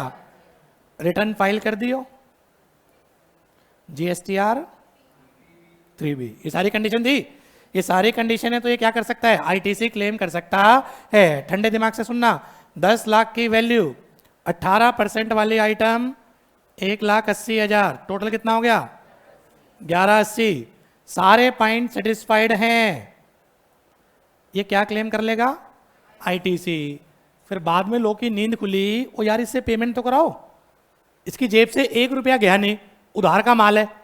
क्रेडिट पे क्या क्लेम कर सकता है? आईटीसी क्लेम कर सकता है। उधार के माल पे क्या कर रहा है नालायक? आईटीसी क्लेम कर रहा है। लॉसेस हमें दिक्कत है, हमें दिक्कत है। उधार के माल पे क्या नहीं देंगे? आईटीसी नहीं देंगे। ध्यान से सुनना क्या बोल रहा हूं। 180 दिन का टाइम दिया, डेट ऑफ इनवाइस से 180 दिन के अंदर अंदर इसको पेमेंट कर दो। बायर कह रहा है आपको क्या मतलब है, जब सप्लायर ही पेमेंट नहीं मांग रहा, गवर्नमेंट, आप कौन होते हो हमसे कहने वाले के पेमेंट कर दो? गवर्नमेंट से हमें दिक्कत है। नालायक उधार के माल पे क्या क्लेम कर रहा है? आईटीसी क्लेम कर रहा है। कितने दिन का टाइम दे दिया? 180 दिन के अंदर अंदर सप्लायर को क्या कर दे भाई? पेमेंट कर दे। अगर 180 दिन के अंदर पेमेंट कर दी, मैटर इज ओवर। आईटीसी आपने क्लेम कर रखा था, आप एलिजिबल हैं। अगर 180 दिन के अंदर पेमेंट नहीं करी तो क्या? तो जितना आईटीसी क्लेम करा था उस सारा का सारा क्या कर दो आप? रिवर्स कर दो अलोंग विद इंटरेस्ट। जितना आईटीसी आपने क्लेम करा था वो सारा का सारा आईटीसी रिवर्स कर दो अलोंग विद इंटरेस्ट। जब भी कभी इंटरेस्ट आ जाए 3 चीजें चाहिए होती हैं, rate of interest, amount, duration. ये स्टार्ट कहां से हो और ये खत्म कहां पर हो। इससे पहले मैं इंटरेस्ट लूं, फिलहाल यहां तक समझ में आ गया। अगर आपने क्रेडिट गुड्स के बेसिस पे क्या क्लेम कर लिया? आईटीसी क्लेम कर लिया। कितने दिन के अंदर पेमेंट करनी है? 180 दिन के अंदर अंदर। 180 दिन कहां से देखने हैं? From the date of invoice. 180 दिन कहां से बेटा? From the date of invoice. अगर 180 दिन के अंदर पेमेंट हो गई फिर तो कोई दिक्कत नहीं है, आईटीसी के लिए आप एलिजिबल थे, आप क्लेम करे बैठे हैं। अगर 180 दिन के अंदर पेमेंट नहीं हुई तो जितना आईटीसी आपने क्लेम किया था वो सारा का सारा हमें वापस कर दो along with interest. Interest rate है बेटा आपका कितना होना चाहिए? बता रखा है मैंने, 18% पर एनम। पूरे जीएसटी में interest rate 18% per annum. Amount बोलना आईटीसी। अमाउंट कितना हो जाएगा बेटा? आईटीसी। ड्यूरेशन, ये स्टार्ट कब हो और ये खत्म कब हो? सुनना ध्यान से। स्टार्ट होगा जिस दिन आईटीसी यूटिलाइज करा, स्टार्ट होगा जिस दिन आईटीसी यूटिलाइज करा, इनवाइस की डेट से नहीं, जिस दिन आईटीसी यूटिलाइज करा वहां से स्टार्ट होगा। खत्म कब होगा? खत्म कब होगा? खत्म कब होगा? जब रिवर्स करेगा। खत्म कब होगा? जब ये आईटीसी रिवर्स करेगा। दोबारा बोलो, अगर 180 दिन के अंदर पेमेंट हो गई, मैटर इज ओके, कुछ नहीं करना। अगर 180 दिन के अंदर पेमेंट नहीं हुई, आईटीसी रिवर्स कर दे along with interest, rate of interest 18%, amount of ITC, duration start कहां से होगा? जिस दिन आपने आईटीसी यूटिलाइज करा। खत्म कहां पर होगा? जिस दिन आप आईटीसी को क्या करते हैं बच्चे? रिवर्स करते हैं, वहां तक इंटरेस्ट का मीटर चालू है। सर 180 दिन में पार्ट पेमेंट हो गई, पार्ट पेमेंट नहीं हुई, ये भी तो हो सकता है। 1180 पे करने थे, उसमें से खाली 5 लाख ही पे करे हैं, बाकी पे नहीं करे, तो इस केस में जो आउटस्टैंडिंग है उसके रिगार्डिंग जो आईटीसी होगा उसके ऊपर आपको रिवर्स करना पड़ेगा along with interest. Practical question के थ्रू समझाता हूं, थ्योरेटिकल समझ में आ गया? जीएसटी बेटा उधार के गुड्स पे क्रेडिट दे रहा है, पर कितने दिन तक वेट कर रहे हैं? 180 दिन तक। भाई पेमेंट तो कर दे, उधार के माल पे नलायक आईटीसी लिए बैठ रहा है, पेमेंट तो कर। पेमेंट कर दी, इट्स ओके, पेमेंट नहीं करी तबाह बर्बाद, सारा आईटीसी वापस ले लेंगे अलोंग विद इंटरेस्ट। 18% के हिसाब से आईटीसी एलिमेंट पे इंटरेस्ट लगेगा। स्टार्ट होगा बेटा जिस दिन अवेल करा, खत्म होगा जिस दिन तक वो आईटीसी रिवर्स करता है। ध्यान से सुने, 180 दिन के अगर पेमेंट नहीं हुई, मान लो पेमेंट हुई 240 दिन में, तो इस केस में आईटीसी रिवर्स करना पड़ेगा अलोंग विद इंटरेस्ट। अब पेमेंट हो गई 240 दिन में, आईटीसी दोबारा मिल जाएगा? सामने जीरो पीरियड, जीरो पीरियड आते ही क्या हो गया बेटा? आपको आईटीसी क्लेम कर लिया। ये आपके 180 दिन, 180 दिन में पेमेंट हो गई तो इट्स ओके, आईटीसी क्लेम करे बैठा हूं। 180 दिन में पेमेंट अगर नहीं हुई तो आपको रिवर्स करना पड़ेगा अलोंग विद इंटरेस्ट। रिवर्स कर दिया अलोंग विद इंटरेस्ट, कभी तो पेमेंट करेगा। वो पेमेंट कर दी उसने 240वें दिन, क्या हो जाएगा भाई? क्या दोबारा रीअवेल कर सकता हूं? बोलो यस, दोबारा फिर आप क्या कर सकते हैं? रीअवेल कर सकते हैं। फिर एक बच्चे ने बड़े आराम से पूछा, सर क्या रीअवेल करने के लिए कोई टाइम पीरियड है? क्या 16/4 वाली टाइम लगेगा? आंसर इज नो सर, वो टाइम पीरियड फॉर अवेलमेंट है, टाइम पीरियड फॉर री अवेलमेंट नहीं है। दोबारा स्टार्टिंग से चलो। जीरो पीरियड, आईटीसी क्या कर लिया? क्लेम कर लिया। कितने दिन के अंदर पेमेंट? 180 दिन। कहां से देखने हैं? इनवाइस से, वहां तक पेमेंट कर देना। नहीं करा तो रिवर्स कर दे चुपचाप अलोंग विद इंटरेस्ट। रिवर्स कर दिया अलोंग विद इंटरेस्ट। उसकी पेमेंट करी मैंने जाके 4 साल के बाद, क्या दोबारा आईटीसी क्लेम कर सकता हूं? यस, दोबारा क्लेम कर सकते हैं। क्या 16/4 की अपर कैप लगेगी टाइम वाली? आंसर इज नो, वो अवेलमेंट के लिए है, री अवेलमेंट के लिए नहीं है। नहीं आ रहा आपके एग्जाम में, इसके प्रैक्टिकल नहीं आ रहे, वो बस थ्योरेटिकल पूछता है क्या हो, कितने दिन के अंदर पेमेंट करनी है? 180 दिन के अंदर नहीं करी तो क्या होगा? नहीं करी तो केवल क्या होगा? रिवर्स करना पड़ता है अलोंग विद इंटरेस्ट। और अगर पार्ट पेमेंट कर दी तो जितनी पेमेंट नहीं करी, आउटस्टैंडिंग पेमेंट, उसके रिगार्डिंग जो आईटीसी है वो रिवर्स करना पड़ेगा अलोंग विद इंटरेस्ट। इंटरेस्ट की वो कंप्यूटेशन करवाता नहीं नालायक, पर मैं कराऊंगा क्लास में, क्या पता आ जाए? करें? एक प्रैक्टिकल क्वेश्चन बनाओ, बिल्कुल आराम से चलना है, कोई जल्दी नहीं। 180 डेज क्लॉज,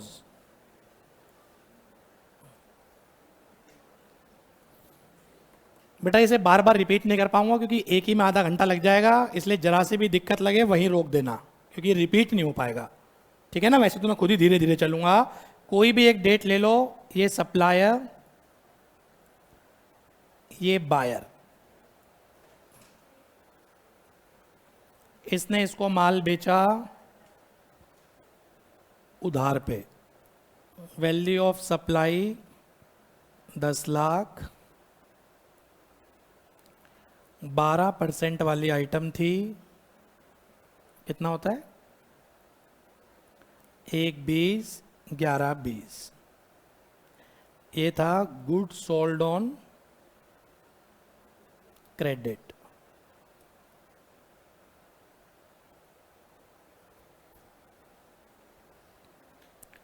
ठीक है जी। डेट ऑफ सप्लाई आपके सिलेबस में 22-23 है, उसी को बेस ले लूं? तो कोई भी एक डेट ले लो रैंडम बेस पे, ये किस दिन सप्लाई हुई है, बर्थडे बता बेटा, 13 जुलाई। कोई भी एक डेट ले रहा हूँ कि आपको लगे मैं रट के आया हुआ हूँ, रैंडम बेस पे कोई भी डेट, कॉन्सेप्ट क्लियर होने चाहिए। 13 जुलाई 2022 ले रहा हूँ, ठीक है। इनवाइस की डेट भी यही होगी, इसी दिन इनवाइस काट दिया ना उसने, सप्लायर ने इसी दिन इनवाइस दे दिया, ले भाई इनवाइस।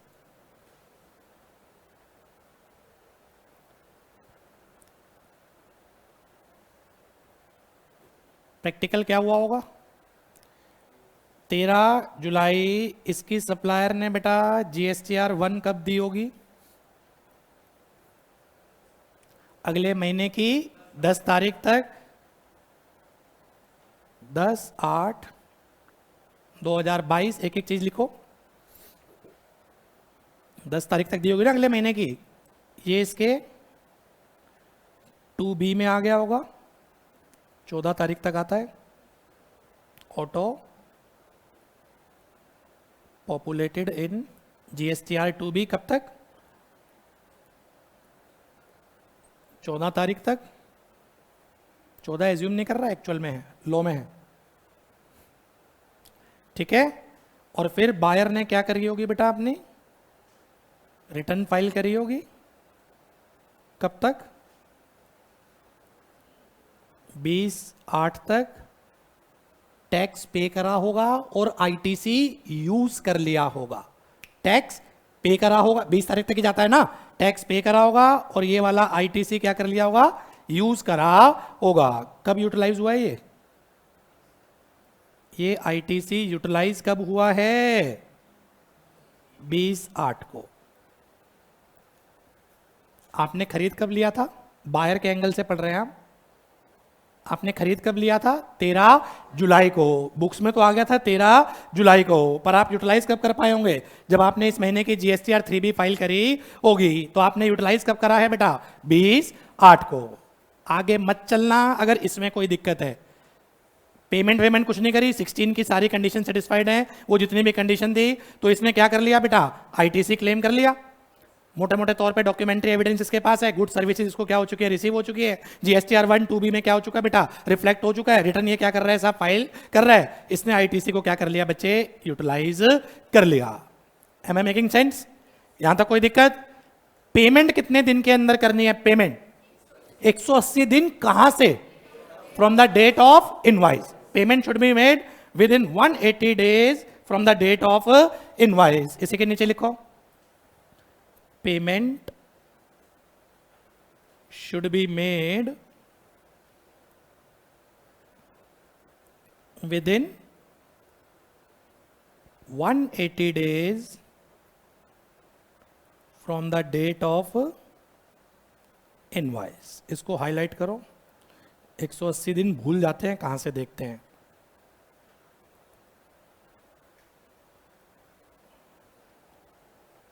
एक 180 दिन from the date of invoice. तो अब एक काम करते हैं, इनवाइस की डेट में 180 दिन जोड़ लो कि कब 180 दिन जाके हो रहे हैं। इनवाइस की डेट क्या थी, 13 जुलाई, कंप्यूट करवाओ बेटा, 13 जुलाई 2022 से 180 दिन, 13 जुलाई को लेना है, 13 जुलाई को लेना है। 180 days from the date of invoice, 180 days from the date of invoice, 13 जुलाई को लेना है। अब यहां से 180 दिन काउंट करना कब होंगे, स्मार्ट स्टडी, जुलाई कितना होता है, 30 31 31, 13 को लेना है तो 12 माइनस कर दो, 31 माइनस 12 19, तो जुलाई के 19 दिन। जुलाई के बाद क्या होता है, अगस्त 31, सितंबर 30, अक्टूबर 31, नवंबर 30। देख भी ला ये 180 कब बन रहे हैं, 8 जनवरी, दिसंबर 31, जनवरी के 8, तो 180 दिन इसके बन रहे हैं 8 जनवरी को। ठीक, 180th day from the date of invoice is 8 January 2023। बिल्कुल आराम से बेटा, क्योंकि रिवाइज नहीं हो पाएगा ये, इसलिए धीरे धीरे आगे बढ़ो। अब सारे सिचुएशन बनाओ। केस 1, अगर 8 जनवरी तक पेमेंट हो गई, क्या होगा? Matter is over. आईटीसी के लिए मैं एलिजिबल था और मैं पहले ही क्लेम करे बैठा हूं। केस 1, अगर आपकी 8 जनवरी तक सारी पेमेंट हो गई, देन व्हाट बेटा? Matter is over. आईटीसी के लिए मैं एलिजिबल था और मैं पहले ही क्लेम करे बैठा हूं। एक एक केस लिख लो बेटा। Case 1, if payment 100% payment is made, if 100% payment is made up to 8 January 2023, क्या आंसर होगा भाई? Matter is over. आईटीसी के लिए एलिजिबल था और वो तो मैं पास्ट में ही क्लेम करे बैठा हूं। नो नीड ऑफ रिवर्सल लिख सकता हूं ना? नो नीड ऑफ रिवर्सल लिख सकता हूं? आप पूरा लिख लेना, कुछ नहीं करना। आईटीसी के लिए एलिजिबल था, वो तो मैं क्लेम करे बैठा हूं, कोई रिवर्स करने की रिक्वायरमेंट नहीं है। केस 2, कुछ भी पेमेंट नहीं हुई, 1 रुपया पे नहीं करा नालायक ने। देना कितना था? 11,80,000। 11,20,000 था, 80 था, 20 देना था। 11,20,000, 1 रुपया भी क्या नहीं करा, पे नहीं करा, और आईटीसी क्लेम करे बैठा है। अब सिस्टम कैसे चलेगा, इस पे फोकस रखना। Case B, nothing is paid by buyer up to 8 January 2023। 2-3 बार रिपीट करूंगा, सुनना क्या बोल रहा हूं मैं। 8 जनवरी 2023, इस दिन 180 दिन क्या हो रहे हैं बच्चे? लैप्स हो रहे हैं। इस एसएससी को क्या करना है? इस महीने की, किस महीने की? जिस दिन 180 दिन लैप्स हो रहे हैं, इस महीने की जब भी जीएसटीआर 3B जाएगी,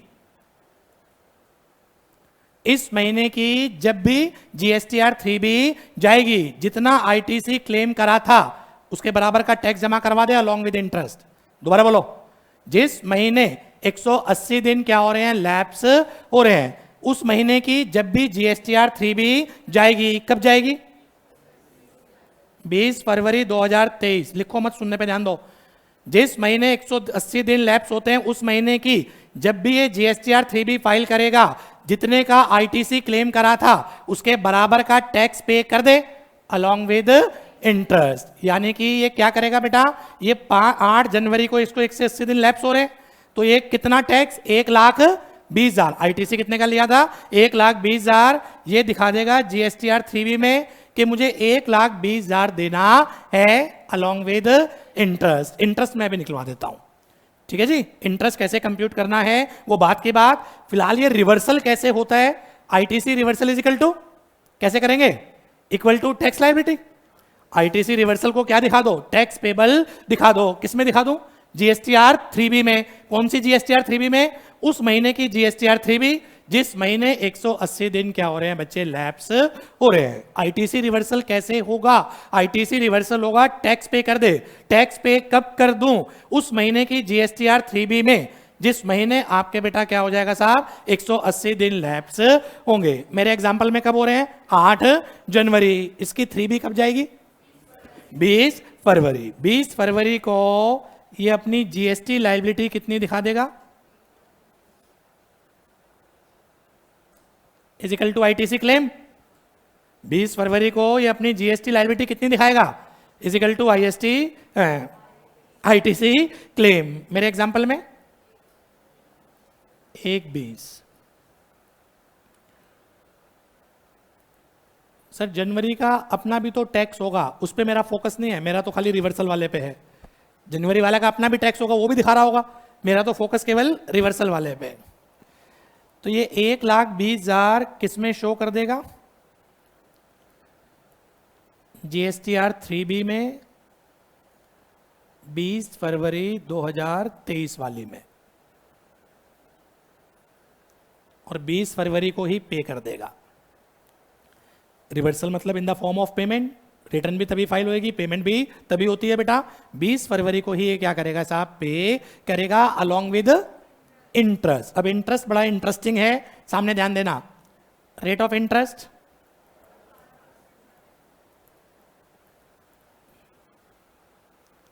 अमाउंट, ITC रिवर्सल कितना, ड्यूरेशन इंपॉर्टेंट है, डेट ऑफ इनवाइस स्टार्ट कहां से करूं? डेट ऑफ इनवाइस से, जिस दिन यूटिलाइज करा। ऑब्वियस सी बात है, जिस दिन इसने क्या करा बेटा? यूटिलाइज करा। कब यूटिलाइज करा था? 20/8 को, 20/8/2022 को, और टिल द डेट जिस दिन ये पे करेगा।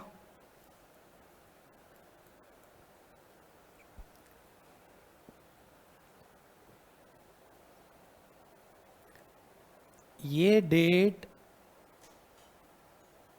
ये भी चेंज हुई है।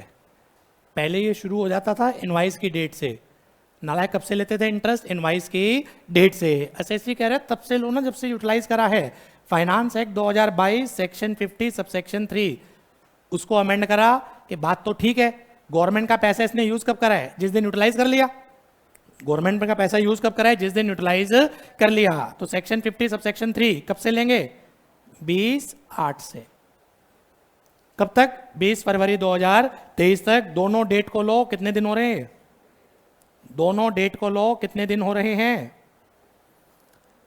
180 के आसपास पहुंचोगे, 82 83, 1-2 दिन ऊपर नीचे। दोनों को लेना है, 20 को, इस वाली 20 को भी और इस वाली 20 को भी। काउंट करो यार। अगस्त के कितने दिन? अगस्त 31 होता है, तो 20 से लेके 31 तक कितने होते हैं? 11। अगस्त के 11, सितंबर के 30, अक्टूबर के 31, नवंबर के 30। 20 को लेना है ना, तो 19 माइनस कर लो, 31 माइनस 12, 12, 30, 31, 30, 31, जनवरी के 31 और फरवरी के 20, 185।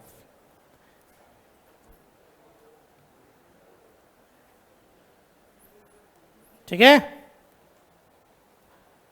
1,20,000 के ऊपर 18% के हिसाब से 185 दिन का ब्याज।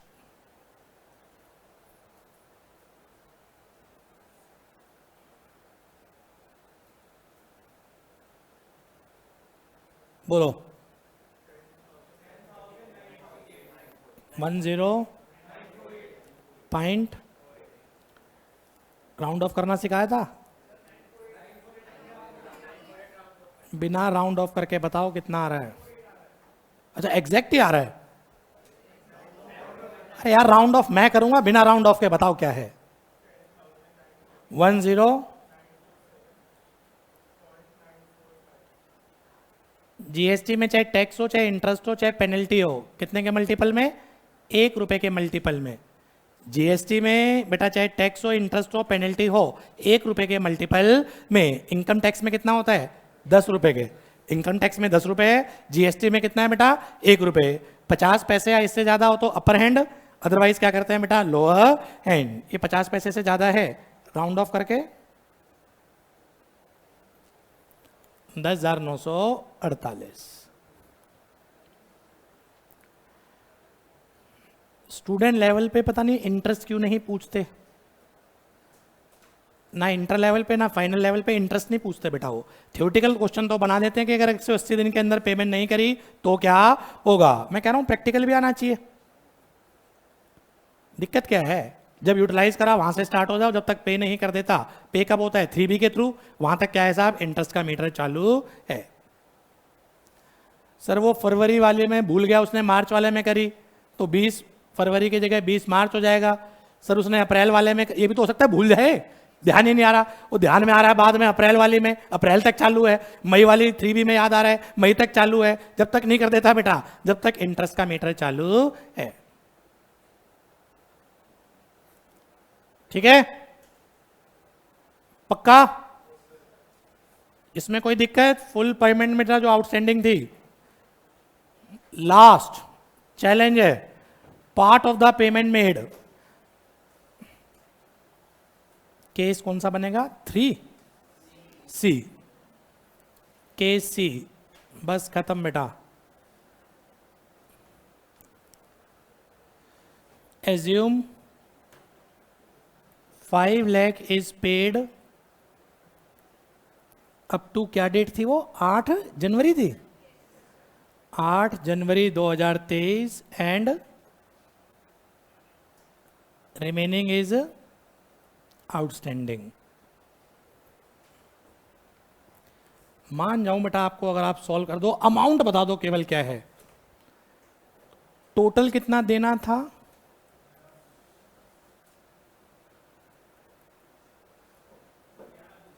11-20 था। पे कितना कर दिया?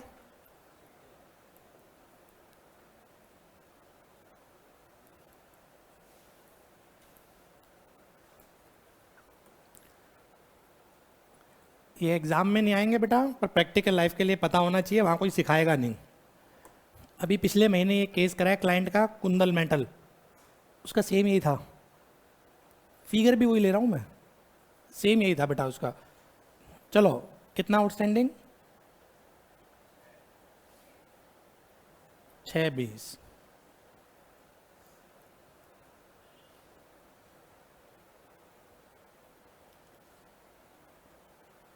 इसका रिलेटेड आईटीसी कितना होगा? क्योंकि रिवर्सल तो आईटीसी होता है ना। अभी 6-20 में आईटीसी कैसे निकालूं? आउटस्टैंडिंग पे आईटीसी कैसे निकालें? बस ये क्वेश्चन है, बाकी तो डेट आपके सामने है, ऊपर से कट कॉपी पेस्ट हो जाएगा। Good, marvellous. प्रैक्टिकल कर रखा है क्या बेटा तुमने? 6-20 अपने आप में 112 मानी जाएगी, वट वुड बी 12, ये आएगा आपकी बार रिलेटेड आईटीसी। बोलो 66429। अब इसके ऊपर एज यूजुअल सेम जो आपने ऊपर करा था बेटा, rate of interest 18% per annum, amount ITC reversal 66,429, duration ऊपर वाली उतार दो एज इट इज, 20, क्या थी वो? 20/8 से 20 फरवरी।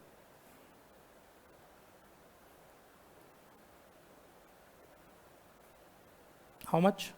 185 थे ना, 185 दिन। तो 66,429 के ऊपर 18% के हिसाब से कितने दिन का ब्याज? 185 दिन का ब्याज, इंक्लूडिंग फ्रैक्शन बताना मुझे। 60 एग्जैक्ट 0.5 आ रहा है। तो अब इसको मन मन में बोलना सीखो। 20 फरवरी को जब ये अपनी GSTR 3B फाइल करेगा, ऊपर ध्यान दो, 20 फरवरी 2023 को जब ये अपनी GSTR 3B फाइल करेगा, 66,429 का टैक्स जमा करवाएगा, 6,061 का ब्याज जमा करवाएगा। सुना? आउटस्टैंडिंग पेमेंट पे 20 फरवरी 2023 को जब ये अपनी GSTR 3B फाइल करेगा, 66,429 का टैक्स जमा करवाएगा और 6,061 रुपए का बेटा इंटरेस्ट जमा करवाएगा। ऐसे ऊपर वाले में बोलें तो कैसे बोलेंगे? इस वाले में 20 फरवरी 2023 को जब ये अपनी GSTR 3B फाइल करेगा तो बोलो बेटा 1,20,000 का टैक्स जमा करवाएगा एंड 10948 का ये इंटरेस्ट जमा करवाएगा। सर फ्यूचर में कभी ना कभी तो पेमेंट होगी, उस टाइम क्या होगा? जब दोबारा पेमेंट होगी उस टाइम क्या कर लेगा बेटा? वो ITC रीक्लेम कर लेगा और रीक्लेम करने के लिए सेक्शन 16 सबसेक्शन 4 अप्लाई नहीं होती। Am I making sense? Student level पे बेटा आपको एकेडमिक ही पढ़ना है, प्रैक्टिकल क्वेश्चन एग्जाम में आ नहीं रहे, ना इंटर लेवल पे ना फाइनल लेवल पे। आ जाएं, मैंने लाइफ के लिए आपको सिखा दिया कि जब ट्रेनिंग में जाएं तो आपका बॉस को लगे कि आपको कुछ आता है। प्रैक्टिकल ये कोई नहीं सिखाएगा बेटा, ये कहीं नहीं मिलेगा ये। क्लियर है जी? सेक्शन 16 की सीरीज कंप्लीटली वाइंड अप हो गई। Any ifs and buts from your side? कहीं से कुछ भी जो भी मैंने पढ़ाया अभी तक बेटा? नहीं फिर मैं ब्रेक दूं, ब्रेक के बाद धमाकेदार सेशन है बेटा 17/5।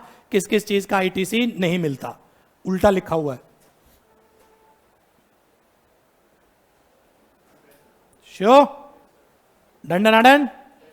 चलो, that is all for today. Thank you very much.